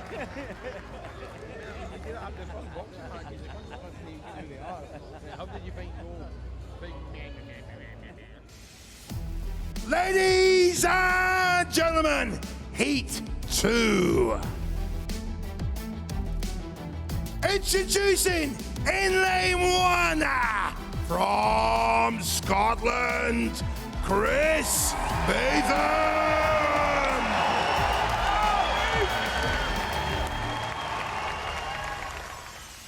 And in lane 2, from England, Dean Mason. Strongman taking position. Time to power up. Well, both these guys need a really strong showing here on the Dragon. Egg stone to shoulder. Because if they want a podium finish, they're going to have to get really good points on this one. At the moment, last year's runner-up and last year's 4th place are well off the pace. Mason with the slight advantage after the first one. Let's see what happens here on the second one. That's a really good lift from Mason. And Beetham has got his. Oh, the feet are wobbling a little bit. They will give it to him, though, but that means that Mason has gained a little bit more ground As the third stone goes up, and he's having a problem with that as well. Gets the balance, and that was a long wait before he was given the all-clear. Beetham now is really struggling, but took his time. That was the key, and he got it to huge applause. Here goes Mason. Now, Nelson got this one in 53.7. Can Dean Mason just get that in front of him? I don't think he's going to. He's not going to be far away, just outside of that. But stone number 4, claimed by a very, very happy Dean Mason. Can Beetham get number 4? Well, he's running out of time. Mason's going to give it a go on this last stone. Chris Beetham leading the cheers. Everybody wants him to do it, but he's not going to be able to do it. So, Dean Mason will settle for 4. Any chance Chris Beetham had of a podium finish, I'm afraid, has gone right there. And again, both these athletes, such fun to watch. They put so much into it. They always have a smile on their face. Although, I don't think Dean Mason was particularly smiling when he attempted that 4th one, but he got it to go. The question is whether he did it in a faster time than Jamie Nelson. I think he was just a little bit beyond that. Everybody wanted to see that 5th stone. Mason, I don't think if he'd been given another 5 minutes, was going to do it. So we are halfway through our Dragon Egg Stone to Shoulder event, and let's go down and join Gail. Dean Mason, it's nice to see you with a smile on your face, because after the motorcycle press, you weren't looking good and you weren't looking very happy, but you're pleased with that performance. Yeah, it's not gone how I wanted today. I know I could do better. I think fatigue started to kick in. It's been a long few weeks, but I'm here, we're in the grand final, we're in Scotland, we're having a great time, come on! I love how you say just picking heavy things up is a great time. So talk us about these eggs, because, you know, you're looking over, they just look nice little shiny pebbles. But we saw you with that last one. I mean, yeah, that was tough. Yeah, I saw the clock, I thought, well, I need to get it, but just ran out of time. I think 5-10 more seconds I'd have had it. And of course, time is really important when you're doing the stones as well, not just completing the whole course. And Jamie, you did those 4 stones in 53 seconds, so it's just a little bit faster than Dean. How important was it to get a fast time with those? Very important. I mean, I'm really happy with that. Obviously, when we had it last year at the Welsh, I did the whole course in 65 seconds, so it's a PB for me there. And obviously, I won that event in the Welsh as well. Come to the 150, I thought I might have this year, but endurance let me down. That's obviously something I need to work on. Like Dean said, I looked at the time, I was like, oh, I'll get it here, but no chance. It's like you did it for the crowd. It was like a few seconds ago, just give it a little lift, just to show you that I can lift it, but then actually realise how heavy it was. You're still in a shot for a podium finish. That was important to do that, right? Oh yeah, that's what I was hoping to finish the run. As I said, this event is really good for me. Just as I said, endurance let me down. Like Dean said, we're very fatigued, but that's the true warrior spirit that we keep on pushing forward no matter what it throws at us. Well, we can't have the top 2, you know, an Andrew and Rory day, can we? See how important it is for you guys to show that you can still show them what it's got. Yeah, so we need to push them. I don't want to coach through, so push them as much as we can. Well, you definitely push them. Ladies and gentlemen, please put your hands together for winners of Heat 1 and Heat 2. It's Dean Mason and Jamie Nelson.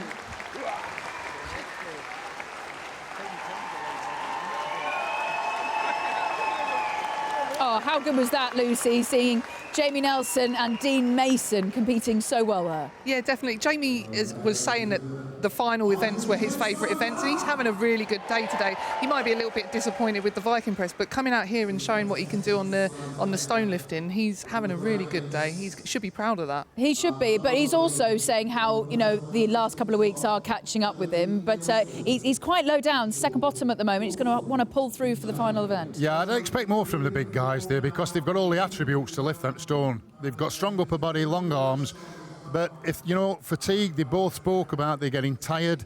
And there's nothing worse than coming away from the lead, slipping down the leaderboard. That's when fatigue starts to creep in as well, mentally, because they're seeing a podium finish or a potential win fading away, so it's difficult. But Jamie Nelson is still in with the chance of finishing up on the podium. Just put into words how difficult the shape of that egg kind of is to get up on the shoulder. Very different to the Atlas Stone, which is a fan favourite. Yeah, the circumference of it, because it's oval shaped, it makes it so difficult to roll up the body. You have to turn the stone before you pick it up. You see them laying it almost on its side just before they pick it up, just so that they can roll it on their body. But it also makes it difficult on the shoulder because it's a little bit longer in length, so it's really awkward to just sit on that shoulder. Yeah, and most gyms have spherical stones. They all have a set of stones in these gyms what these guys train on. But this stone is such an odd shape. They'll not be able to practice on this. The closest shape they'll get to this is probably a sandbag, a big sandbag what they can lift up, but a sandbag will not slip like these stones do, and it'll not be as slippery. And there's lots of chalk all over them. Chris Beetham is certainly enjoying himself, isn't he? Getting the crowd going. He got 3 stones, but he's still pushing towards the podium. He's given it his all, Chris. He's definitely trying to do it for the crowd. I think he's enjoying the moment, being on home soil. He's not having his best day, but he's not far off the podium. He just needs to keep pushing through the last event. OK, so the next 4 coming up. Who's your pick for this? And do you think anyone's going to get that 5th stone? Yeah, I think the Irish guys, don't forget these stones are from Ireland. Them guys have trained on Ireland's strongest man, so I'd be disappointed Lucy's actually seen them lift that stone. So the question is, can Andrew Flynn hang with them and lift the stone as well? And also they've got to do it in quite a quick time as well. So not only do they have to lift 5 stones, they've got to do it in 75 seconds. Yeah, you got to make sure you don't get flustered. They can't focus on what anybody else is doing, just stay in their own lane, but just move nice and efficiently. And they also want to finish this strong before the big finale. So mentally, they're going to want to come out strong and get over the line. Oh, yeah, but they also know that a fast 4 stones at this moment in time is good enough for the lead. So maybe a good technique now, go for 4 stones fast, keep plenty of time on the clock, re-choke and get that 5th stone and make sure of a win. OK, so who's your pick for this then? Rory O'Hagan. Rory O'Hagan, you think he's going to come out? OK. I think Killian Groom or Rory, but I've counted Andrew Flynn out so many times, especially on Viking Press. So I'm going to play it safe here. It's going to be one of them 3. You're sitting on the fence. I've got to know. Splinters in your bum there, Jamie. I can't be wrong all the time, you know. But that really would set up a brilliant final. Oh, absolutely. They're all so close in points. Andy's got that slight lead, but he could drop a couple of points here and it changes the game for the last event. I was going to say, how much is this event going to actually take out of energy for the pickup truck load and push? Because that's going to need everything over the line. I think adrenaline will get them through that. I think if they're within touching distance of that trophy, to take that UK Strongest Man trophy, I think everything, they'll forget about that. The adrenaline will kick in and they'll go. But this is a crucial event. Does Andrew Flynn creep away a little bit further, or do they close the gap on him? OK, well, coming up next, we are going to conclude the Dragon Egg Stone on Shoulder. All of that coming up next here on 5.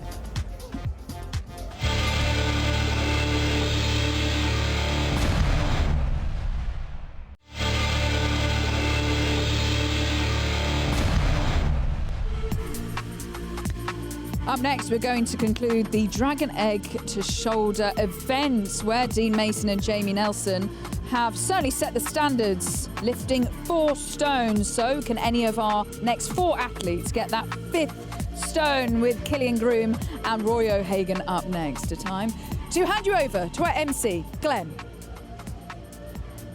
Ladies and gentlemen, our 4th strength challenge, the Dragon Stones!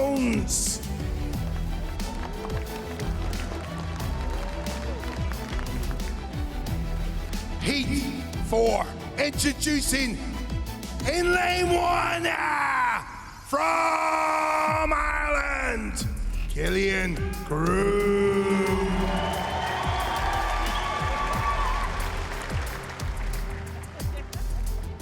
And in lane 2, from Ireland, Rory O'Hagan.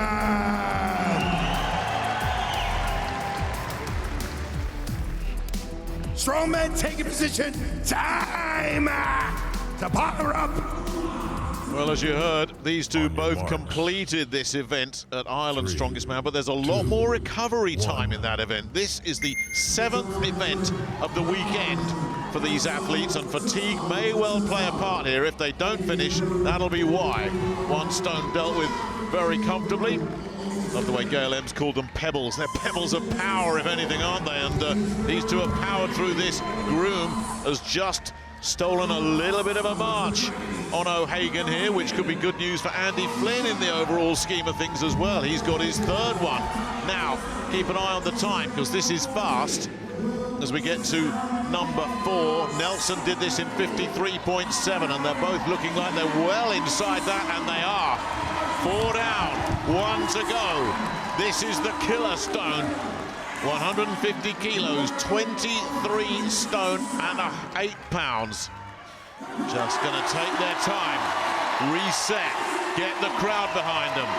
Now O'Hagan has got it, now Groom has got it, and they're both going to get it. Are they going to? Well, he's wobbled, he's lost it. Groom hasn't. Groom will complete the course absolutely brilliantly. O'Hagan's so close. But he did not get the nod, he did not have the control, and we'll see that in the replay. Killian Groom, wow, that is some performance from him.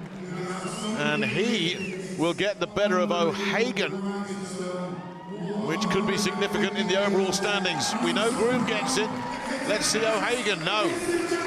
No control at all. He'll have no arguments or complaints about that. And Groom didn't allow himself to be distracted by what was going on with his compatriot. He had the control, he hit the buzzer, and you got the sense that he really, really wanted that.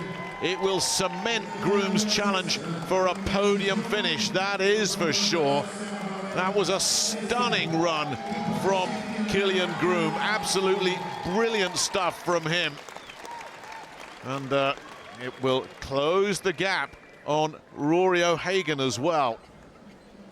The crowd really enjoying that one. We'll get the stones reset for our final heat, which is the all-English affair between Alex Ferry and our leader, Andy Flynn.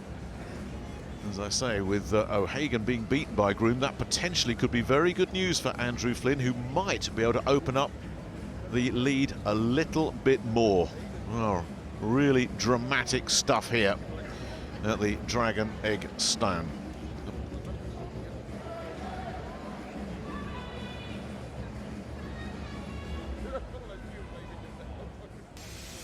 Ladies and gentlemen, our final heats. Introducing in lane 1 from England, Alex Ferry.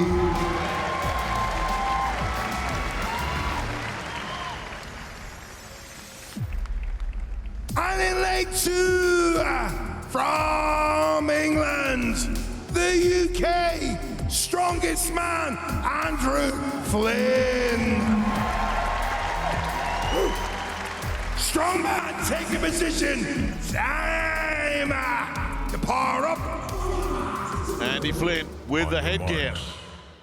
Looks like he's going for a synchronized swim, doesn't it? But no, he needs that to protect those ears. And he knows what he's got to beat. If he can do 4 stones in quicker than 40.56 seconds, he will gain even more ground on Rory O'Hagan. But it's actually Alex Ferry who is finishing this tournament really strongly. The man who started slowly has ripped through the first 2. We get to number 3 here, and Ferry is on a roll.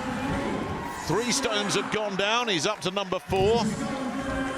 Now, let's see what he can do here. Flynn, remember, he's trying to get it inside of the 40 seconds, and I'm not sure he's going to get it. Yes, he might. He might just have got that. That could be a very significant lift for Andy Flynn. Meanwhile, Alex Ferry is continuing to... Oh, he's lost it. Oh, what a shame. Now, can he get the control here, Andrew Flynn? Yes, he can. And he will finish at around 54.42 seconds, which I think will put him ahead of Killian Groom. And now all eyes turn to Alex Ferry.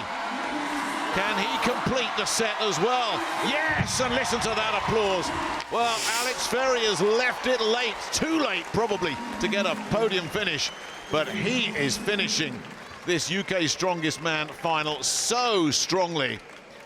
But we'll await confirmation of the times, but I think this is really good news for Andy Flynn. If he's sneaked in front of Rory O'Hagan, then he will open up an even bigger gap. And as for Alex Ferry, what about that? With less than a second on the clock, he hits that buzzer at the second attempt. Well, no points for fashion sense for Andrew Flynn, but I think this could be maximum points in yet another event for the reigning champion, who frankly looks unstoppable now. Well, what a wonderful heat that was again. And there's a collection of strongmen downstairs ready to talk to Gail. Yeah. Well, we have 3 athletes here who really showed us how to do that event. I'm going to start with the winner of Heat 3, Killian Groom, the first person out of everyone to lift that final stone. And you did it in dramatic style as well. That dive at the end just shows how important it is to get those points on the board. Yeah, absolutely. I mean, Rory beat me on that event at Ireland, so when I see we're against each other, I kind of want to beat him on that. But, you know, I had a slow start to the competition, but the body's starting to wake up, and I'm really excited to see how this competition ends. Yeah, you and Rory were in sync, and you had a little wobble as well. Was there any stage that you thought that you were going to drop those stones? Not really. I mean, I don't want to be putting any negative thoughts into mind. You just got to, you know, play with what's in front of you and just try to stay as calm as possible.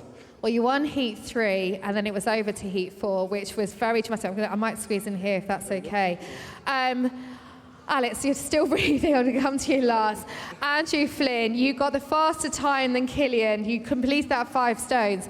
But you were up against it with a certain Alex Ferry, who was racing ahead of you, but you took the slow and steady approach. I just focused on myself. I could see he was there with me, but I can't focus on him because it'll take away from me. And I've done this before, and you look at the other bloke next to you, and then it throws you off. Well, that's it, and I think that's what happened with Killian. He could see Rory, and Rory was looking at Killian and the balance and everything like that. But how important, again, was it for you to go out there and win that event? Yeah, I mean, the pressure is definitely on me. I do feel it. There's a lot of emotion at the same time, but, you know, I've got little tricks. Even putting this on it zones me in. I thought you were going for a synchronised swimming team at one stage, Andrew. I mean, we're going to do like a little nose peg and a little sort of dance there. It gets a few weird looks, but it works, and that's the most important thing. Alex, oh my gosh, what the drama there. So close to winning that event. Talk us through that last stone, if you can. I just made a silly mistake and it just slipped off my shoulder. I thought I got the rep, but I'm just happy I managed to get it. Yes, you did. You just picked to a 74.23 seconds. What in a final event, have you done enough to get up there on the leaderboard and possibly chase for a podium? I ain't got a clue. I didn't look at the leaderboard. I'm just happy to be here. I was very close to making the final last year, and Flynn knocked me out. But I'm just happy to be here. Ladies and gentlemen, please put your hands together for an absolutely incredible 2 heats of Dragon Egg to Shoulder. Winner of Heat 3, Killian Groom, and the winner of Heat 4 and the winner of the event, Andrew Flynn.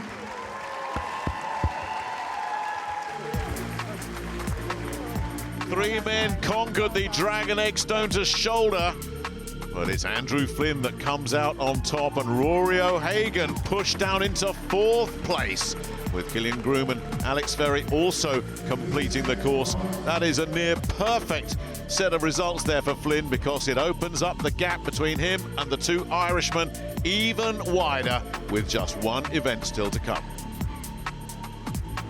So another really impressive performance by Andrew Flynn. He's spoken earlier about opening up the gap on his competitors, and he's doing exactly that. Yeah, he's absolutely dominating. How controlled and how focused that guy is right now. He is just in the zone. He knew exactly what he needed to do.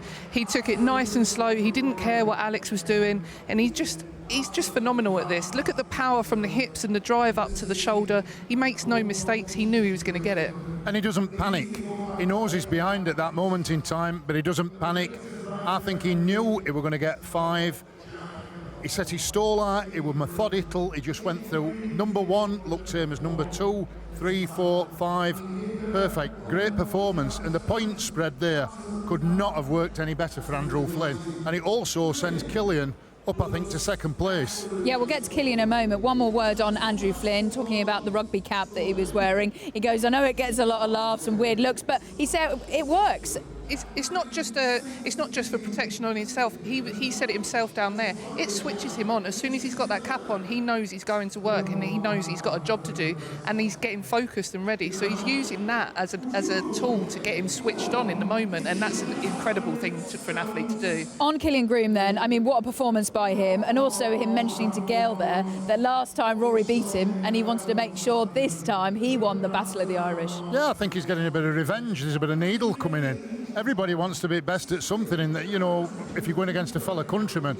But just going back as well to Andy Flynn with that cap, you know, he prides himself on good looks as well as kind of housewife's favourite. Oh yeah, you're the one saying that. And I think he wanted that win, but he didn't want a big cauliflower ear as well. So there's a bit of vanity coming in with that as well.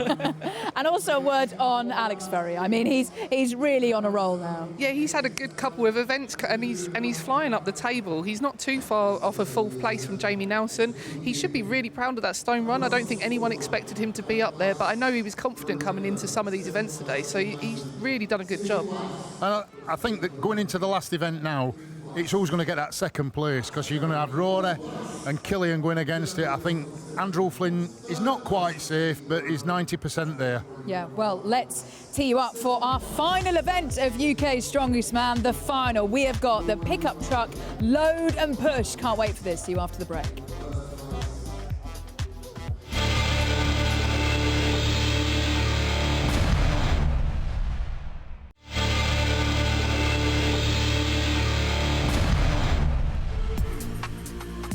Okay, it's time for our final event of the day. Here we go. In the next 45 minutes, we will find out who is going to be the strongest man in the UK. So their final test is pickup truck, load and push. So let's run you through the rules for this one then. Our final event. They have to load 3 sacks over 100 kilograms. You've got 110 kilograms, 120. They've all got to go into the truck, and then they've got to push that loaded truck 15 meters, weighing 3 tons in total. And then they've got that time limit again, 75 seconds. And this is where it boils down to, really. You've got Andy Flynn, who's on 31 points, then Rory O'Hagan on 25 as well. So it's a straight battle between those two. Yeah, I think that's the podium. In whatever order it takes place, I don't know, because I think it's going to be a fight for second.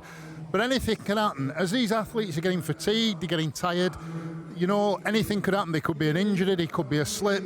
Nothing's set in stone just yet. But looking at the leaderboard now and how things are panning out, you would not bet against Andrew Flynn lifting this title for the second time.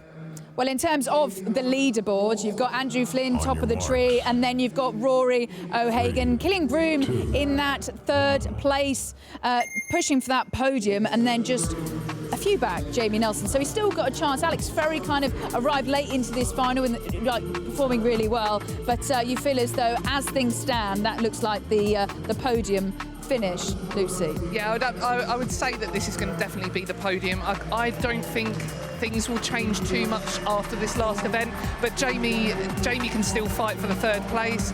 He can still sneak into 3rd place, but and mathematically, technically, Rory can do Andy Flynn, but there's going to have to be a really big upset in this last event for that to happen. So for the other athletes that probably know they're not going to podium, how kind of mentally challenging is that, bearing in mind how tough this event is, Jamie? Yeah, I don't think we're going to see the best from them guys, because they've not got a lot left to fight for, and it's been a long couple of weeks.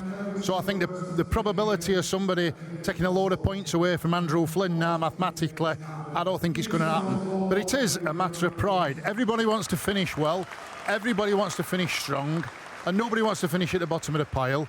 But at the same time, that desire, Andrew Flynn, Rory, Killian, it makes for a good final event. So is that your pick? You've gone for that 3 again, sitting on the fence? I'm not sitting on the fence. Andrew Flynn, okay. To be fair to Andrew Flynn, he's looked incredible. He has. And every time his back's been against a wall, or we thought, you know, he's got a chink in his armour, he's found a way through.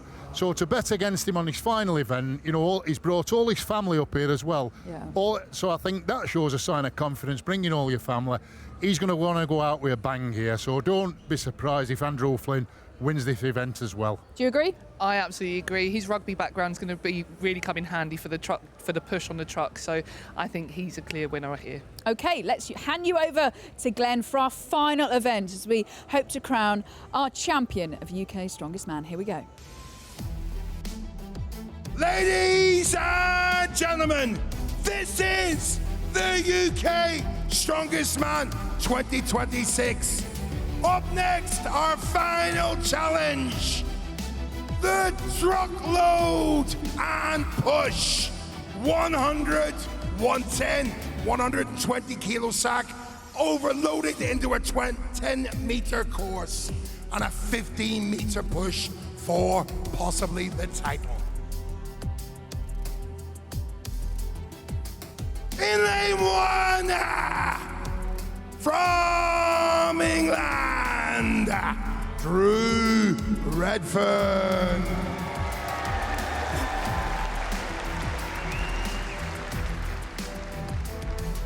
And in lane 2, from England, Dean Mason. Come on. Strongman, take your position. Time to power up. It is about pride for these two. Drew Redfern and Dean Mason in their final event at this UK's Strongest Man final. 3, and they will want to 2, finish with a flourish. Underway then, some achievement for Drew Redfern just to be here. Remember, he was a late sub, but the man they call the Wizard just ran out of magic, started to really struggle yesterday, so it's no surprise to see he's not really got things going today either. And Mason, well, the truck pull when he finished 6th really hamstrung him right from the get-go, so a chance of an improvement on last year's 4th place for Dean was always unlikely, but he's got good control of this 120-kilo sack. And off he goes with the push. Drew is struggling to get it into the truck, but he has done. Now, thank goodness they took the handbrakes off, huh? Dean Mason, there's no question at all that he wants a strong finish. And he just blasts his way through in a sub-50-second time. And he's followed in by Drew Redfern, who gets inside a minute. And the good news for those two guys, it's over. You can relax. Yeah, lovely to see that. Well, two fellas that have always had a smile on their face can certainly take a lot of pride and satisfaction in how they have finished this event. Whilst Dean Mason managed to do that, Drew Redfern was struggling with that 120 kilos, and it was never going to be a race. Got to get the rear end of the car over the line in a time of 49.95 and 58.98 for Drew. So they can end this competition with heads held high. They will not be on the podium, but two really, really good, fun warriors to watch.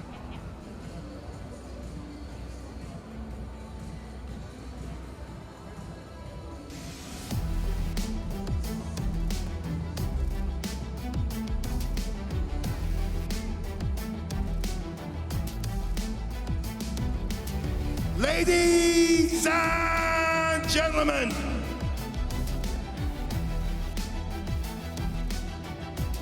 Heat 2.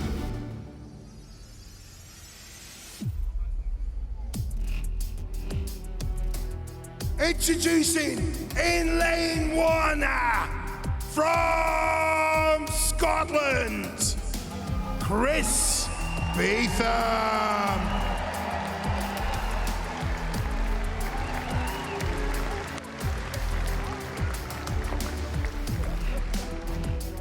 And in lane 2 from England, Alex Ferry. Strongman taking position. Time to power up. Well, Alex Ferry has been climbing the leaderboard the longer this final has gone on. Can he pinch 4th place here? Can Chris Beetham finish with a flourish in front of a home crowd? It is an event that suits the athletes that move well. And both these two fall into that category. And Ferry takes care of the second one. Beetham had a little bit of a struggle to get the 110 kilo in. Now, this 120 is not to be sniffed at. You've got to treat it with respect. Ferry completes the load and takes a little bit of time to get it going. Beetham is struggling to get the 120 into the truck, losing a lot of time here, but there it goes to huge applause.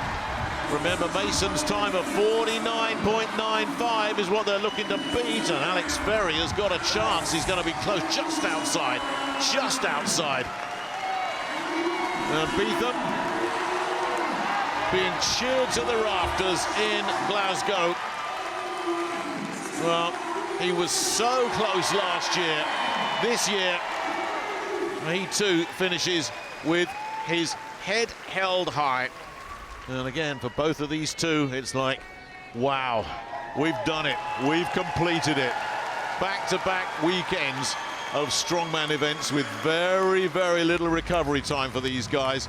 Ferry always had the lead, and it just widened. He was looking to try and get in front of Dean Mason's time, and we'll wait for official confirmation, but I think he might just have done it.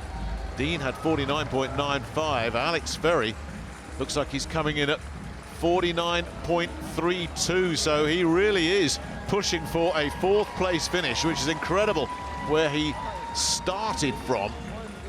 And it's 66.51 for Chris Beetham. So now we are getting down to the business end of things, because it's Jamie Nelson and Killian Groom due up next. We're almost there, Katie. We certainly are, and what a final event we were treated to, like the sacks going into the trucks and then pushing over the line. I mean, how good was that? It was so good. I think Alex Ferry really showed how much he wants to try and push for that podium finish at the end here today, because he's just gone out really fast. He's managed to load all the sacks. He's pushed the truck. He looked like he really wanted it. Whereas we're looking at a really tired Chris Beetham on that track today. I think he was just finishing off for a showboat for the home crowd. Yeah, but they certainly enjoyed it, didn't they? And what did you enjoy about that in particular? I think Alex Ferry's attitude, you know, he had a bad start, he's having a good finish, and it's so easy to let your head drop. You know, he's one of the younger guys here, youngest guys. It's probably his first time, I think, in the final, and he seemed to be getting better and better. And this is only going to continue next year, but I'm so impressed with his attitude. I think he's done terrific. And it's going to boil down to Jamie Nelson and Alex Ferry, you know, pushing, trying to push for those spots. But ultimately, it's going to be coming down to Jamie Nelson, Killian Green, Rory O'Hagan and Andrew Flynn, the final 4 to go out. Yeah, it's going to make an exciting second round to the next 2 heats. I think we're going to really see them like flying with the bags and stuff. They're going to have to move if they want the win.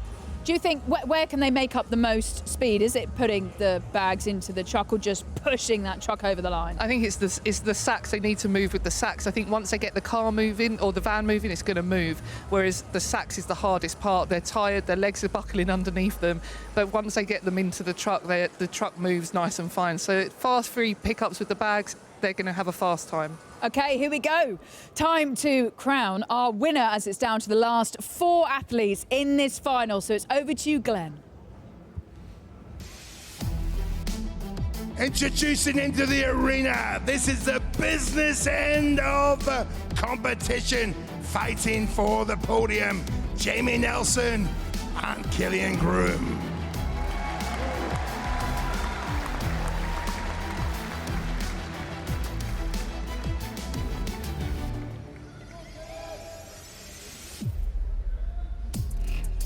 Introducing in lane 1 from Wales, Jamie Nelson.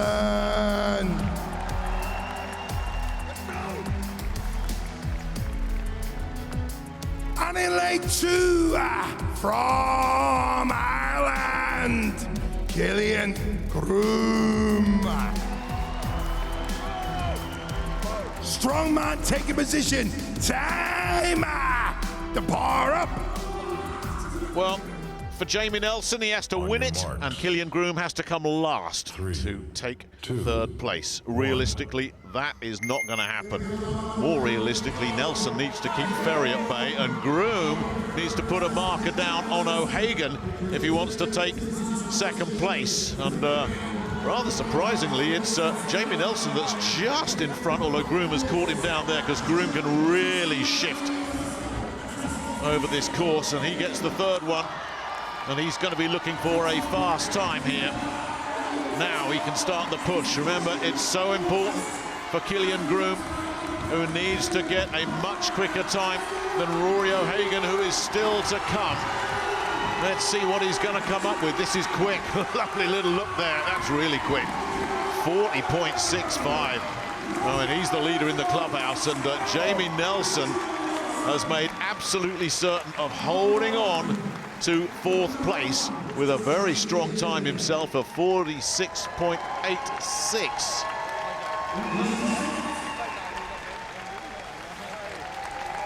Well, it was interesting because Nelson actually had the quicker start of the two, but once Groom got that third one on, and he really did fly.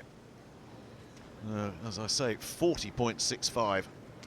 That is a very good time indeed, and he's 6 seconds faster than Nelson, who is actually second in the standings. So Nelson, we know, will stay in fourth place, barring something crazy. Andrew Flynn will win it, but is Rory O'Hagan going to hold on to second place? We are getting ready for our very final heat here at the UK Strongest Man, and we've still got a few questions that need to be answered. Well, let's get some reaction ahead of our final heat from Gail. Killian Groom, you've done enough to secure a podium place. It's just what position on that podium? What do you think is going to happen in this next heat? Honestly, it's hard to call. Two guys are on fire. I'm just absolutely delighted to make podium. This has been one of my favourite comps I've ever done. To come back after a really bad injury, like, I wasn't sure if I'd be able to come back to the sport, so to come back and have a performance like this, it honestly means so much to me. So thank you so much to everybody. This has just been incredible for me. Thank you so much. Thank you so much, Killian Groom, winner of that Heat 3. Now let's go over to the final heat of the truck dash.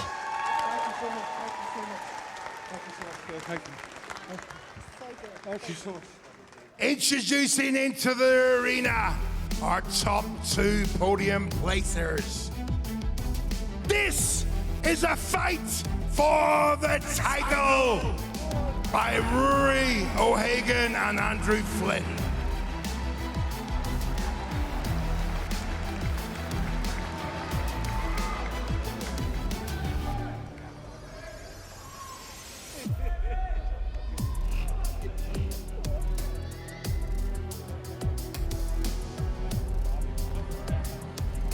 Ladies and gentlemen, this is our final heat. Ultimate Strongman fans, are you ready?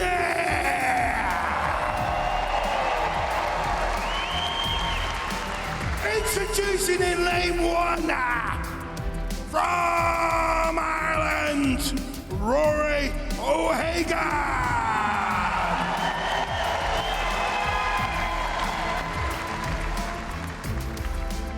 And in lane 2 from England, Andrew Flynn, the UK Strongest Man.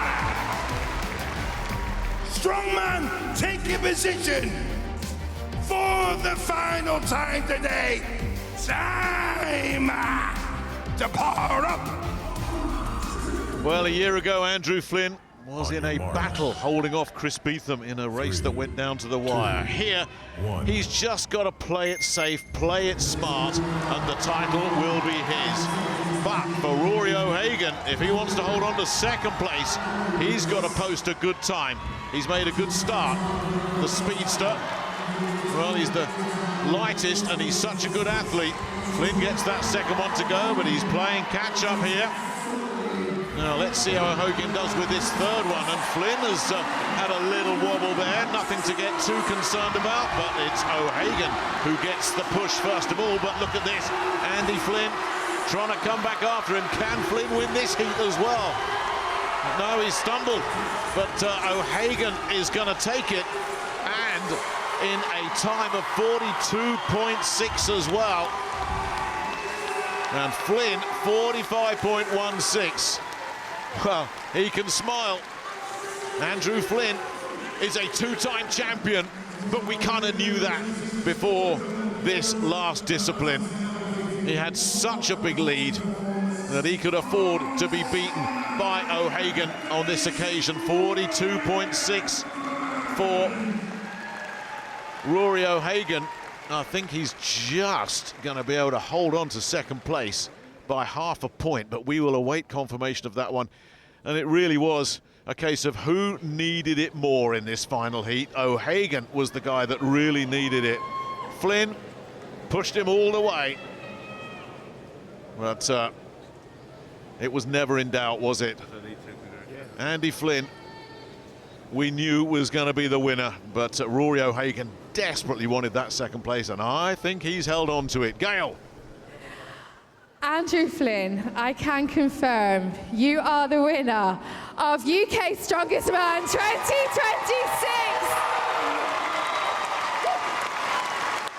I'm going to leave you to celebrate because I know you've got your family here.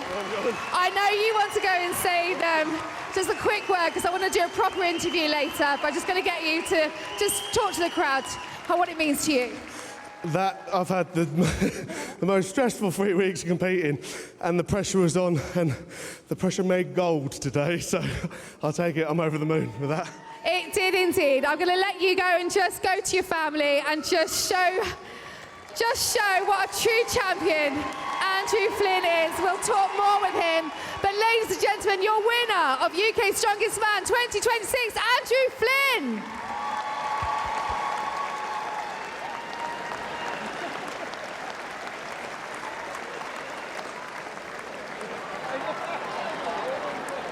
And there he goes, UK's strongest man, trying to desperately find his family. We were watching on for the tyre pull, and I remember hearing his son go, "Go on, Daddy!" And hopefully he can find him and celebrate in style because, oh, there we go. What a wonderful moment. Big hugs for Dad all round, UK strongest man. I mean, how good is that? They go to the playground and say, actually, yeah, my dad's the strongest in the UK, Lucy. That's not bad. That's the coolest thing in the world, isn't it? They've got the coolest dad at the moment. I think they've got massive bragging rights when they return to school and they can say that he is 2 times UK strongest man. And what a way he's done it. He's done it in style today. He's been absolutely phenomenal. And not just today, throughout both weekends, really back-to-back titles for him. He's been, the standout performer. He has. Before when Andrew Flynn's found it hard and he's been under pressure, like last year he was under pressure to qualify for the final, and he said that pressure makes diamonds. Well, it certainly has today. He's made a diamond out of Andrew Flynn, and for his family, especially his children, to have it captured on film like that forever, what a moment. And he's just been fabulous all the way through. You can't say enough about him. He had a little slip on that last event, but he's been so good. We can allow him that, can't we? And also, it was really nice to see his family here, and you could just see what it meant. He's crowned UK's strongest man, but the first thing he's really thinking about is going and celebrating with his family. Yeah, he said he brought all his family up. He even said, I've even brought my brother. My brother's even come, so I don't know how significant that is, whether his brother comes to watch him often, but his brother's come up, all his family's there. He can enjoy this moment.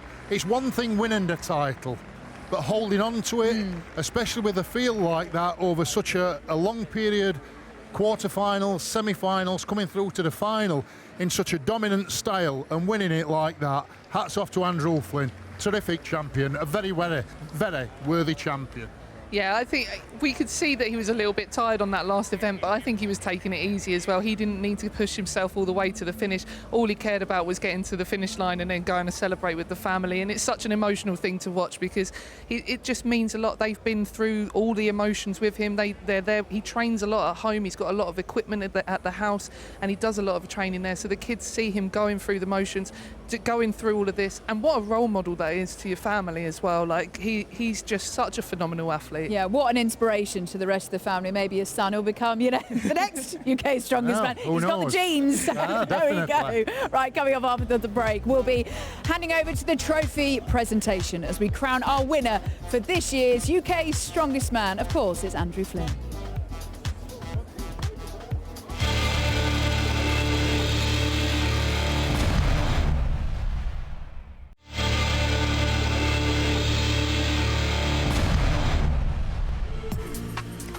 Welcome back to UK Strongest Man, where we now know our winner. It is Andrew Flynn with back-to-back titles as the athletes come out into the arena. Full applause for them. I mean, what a day it's been for all 8 athletes. But it's Andrew Flynn with back-to-back titles. And Jamie, like we've been speaking about there, over the both weekends, fully deserved. Definitely. We talk about strongman, we talk about strength is one thing, movement, athleticism is another. And we said all along that the best athletes in terms of movement and strength were Andrew Flynn, Killian Groom and Rory O'Hagan, and it just goes to prove that. They've come through every test, whether it's been static, whether it's been movement, and they've come out with shining colours. None more so than Andrew Flynn. Well, let's take a look at the leaderboard then, shall we, to see the final standings. Andrew Flynn is our champion for this year. Then Rory O'Hagan finishing in second, pushed him all the way. Killian Groom then, I mean, speaking to Gail then with emotional words. He was saying, you know, he was injured, he wasn't sure if he was going to come back into the sport. So for Killian to get on the podium, that's a huge moment for him. It is a huge moment for Killian. I know when he first did the knee injury, he was really down. I've had knee injuries in the past, and I messaged him and said that you can come back from this. And I know that it meant a lot to him, and this sport means a lot to him. And he really did put on a performance today, and he's still coming back. He's still recovering. So I can't wait for next year, because I'm sure he's going to put on an even better performance and push the boys even further. Yeah, exactly. Right, it is time for our trophy presentation, and over to our MC, Glenn Ross. Ladies and gentlemen, this is the prize guy, UK Strongest Man 2026, introducing in 8th place from England, Drew Redfern. Sub Drew Redfern, 16 men started out, and just making the final was extraordinary. Scotland, Chris Beetham. No return to the podium, but just listen to that applause for Chris Beetham. From England, Dean Mason. 4th last year, and finishing with a smile. In 5th place, from England, Alex Ferry. Gonna have to get a new nickname for Alex Ferry. They call him the Future. The Future is now. From Wales, Jamie Nelson. And what a performance from the juggernaut. 7th a year ago, just outside a podium finish in 2026.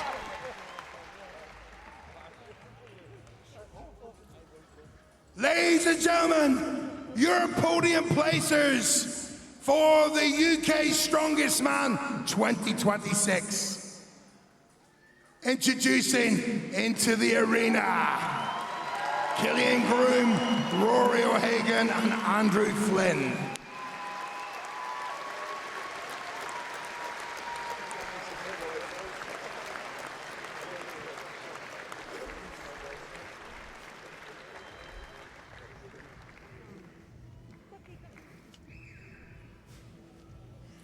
Introducing our 3rd place winner of the UK Strongest Man 2026.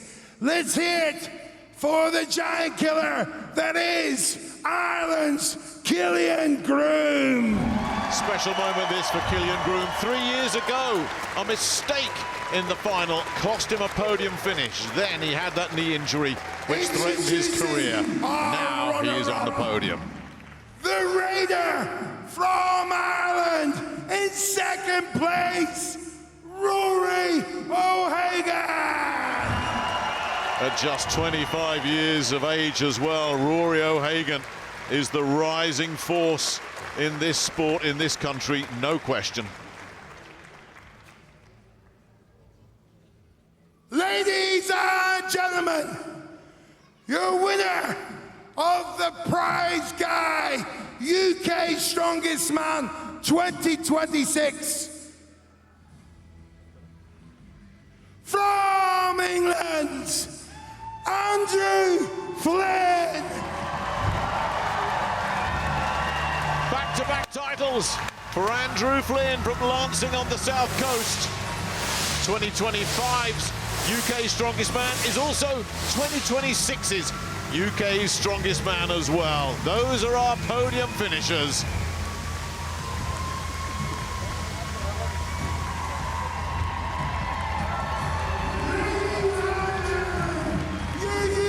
Strongest men, let's hear it for your 2 times winner, England's Andrew Flynn.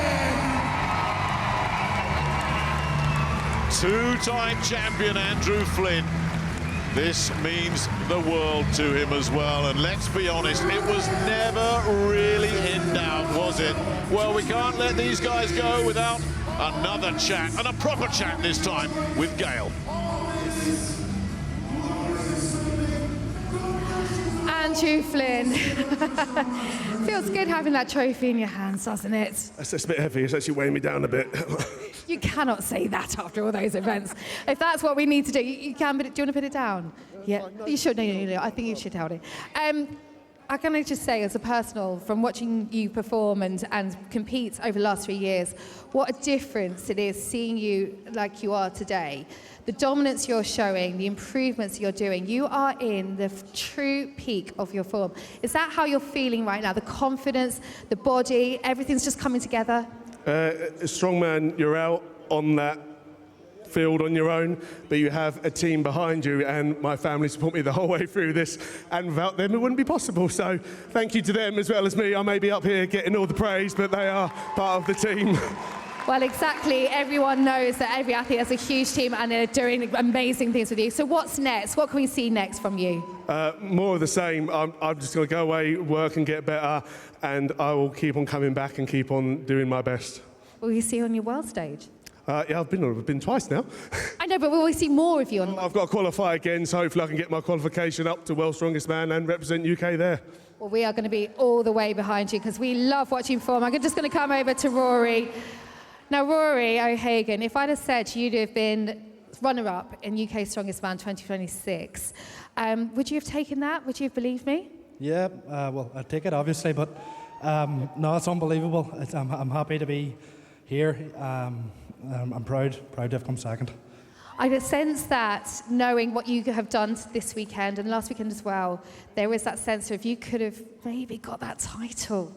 No, Andy was something else. I was keeping him going the whole time, just wee jobs here and there, but no, he's unreal, and he'll be hard to stop. Rory O'Hagan, we have loved watching you. How you have pushed Andy, you've stressed him out. We can definitely see he can attend to that.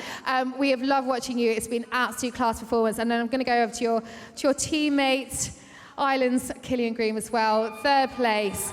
Again, you got very emotional talking earlier, and I can sense that relief and pride as well. Yeah, I mean, like, this is, it's kind of hard to believe, to be honest. You know, it's been a crazy year coming back here, and like the fact to be on the podium here with Rory as well, having 2 Irish guys, is just like absolutely amazing. And you know, it's been fun to push Andrew all weekend, make him a little bit nervous, make him sweat and stuff. And yeah, this is just a crazy moment for me. So yeah, just thanks to everybody for this. So this has been absolutely amazing. I love how we made the trophies really heavy for you as well. Is that going back on the plane back to Ireland in one piece? I think Rory's going to drive it over for me. He's very kind of him. I love that. Well, ladies and gentlemen, we have absolutely loved every single one of you. Chris, for Alex, we've got Drew over there as well, and we've got Dean, and we've got Jamie Nelson, all of the guys, but of course our podium of Killian, of Rory, and of course our 2026 UK Strongest Man winner, Andrew Flynn.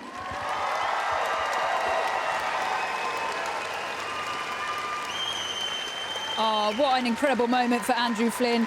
Back-to-back titles and just kind of setting the tone, saying there's more to come from me. Yeah, well, you wouldn't doubt it, would you, on that performance?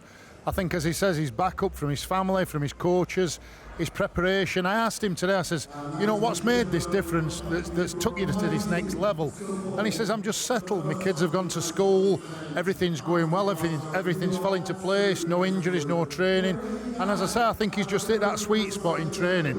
And if he continues with that, I think, you know, he's got all the attributes, he's got everything to compete at that world stage.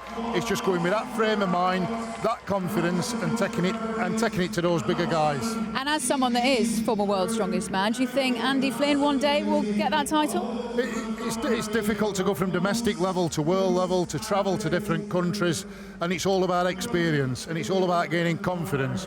But Andrew Flynn, from last year to this year, has made a giant leap, so I wouldn't be surprised if he does make a giant leap into that international stage, because his performance today, he would have held his own on that stage. And he has been the standout performer. Someone else we've got to talk about, Rory O'Hagan, who pushed Andrew Flynn all the way. How much more is there to come from him? There's so much more to come from Rory. I think he is the rising star of this sport right now. He's 24, 25 years old. He's got... Men don't peak until they're in their late 30s, so he's got so much strength to gain. He's going to have so much more knowledge to gain from this sport. The more he competes, the more confident he's going to get.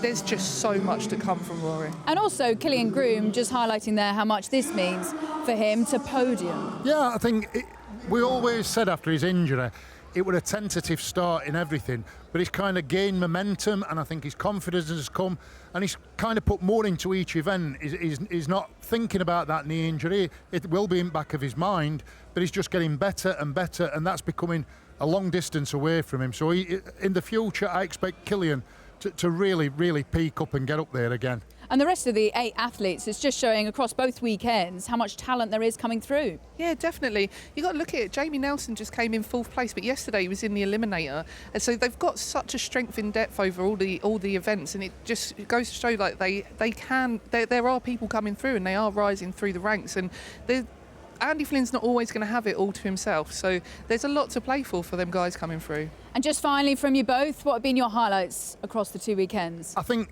Andrew Flynn's consistency and professionalism. Yeah, I would have to say the same. I agree completely. And in terms of the final, which events did you really enjoy? Did you like that last one? I certainly did. Great finale. For me, we all got it wrong with Andrew Flynn on that on the motorcycle lift, and I think he came through and he just shows his quality there. Jamie, Lucy, thank you so much. I really enjoyed spending time with you across 2 weekends. That is a wrap here from us in Glasgow, and a massive congratulations goes to our winner, Andrew Flynn, who is UK's strongest man. Thank you so much for watching, and we'll see you soon.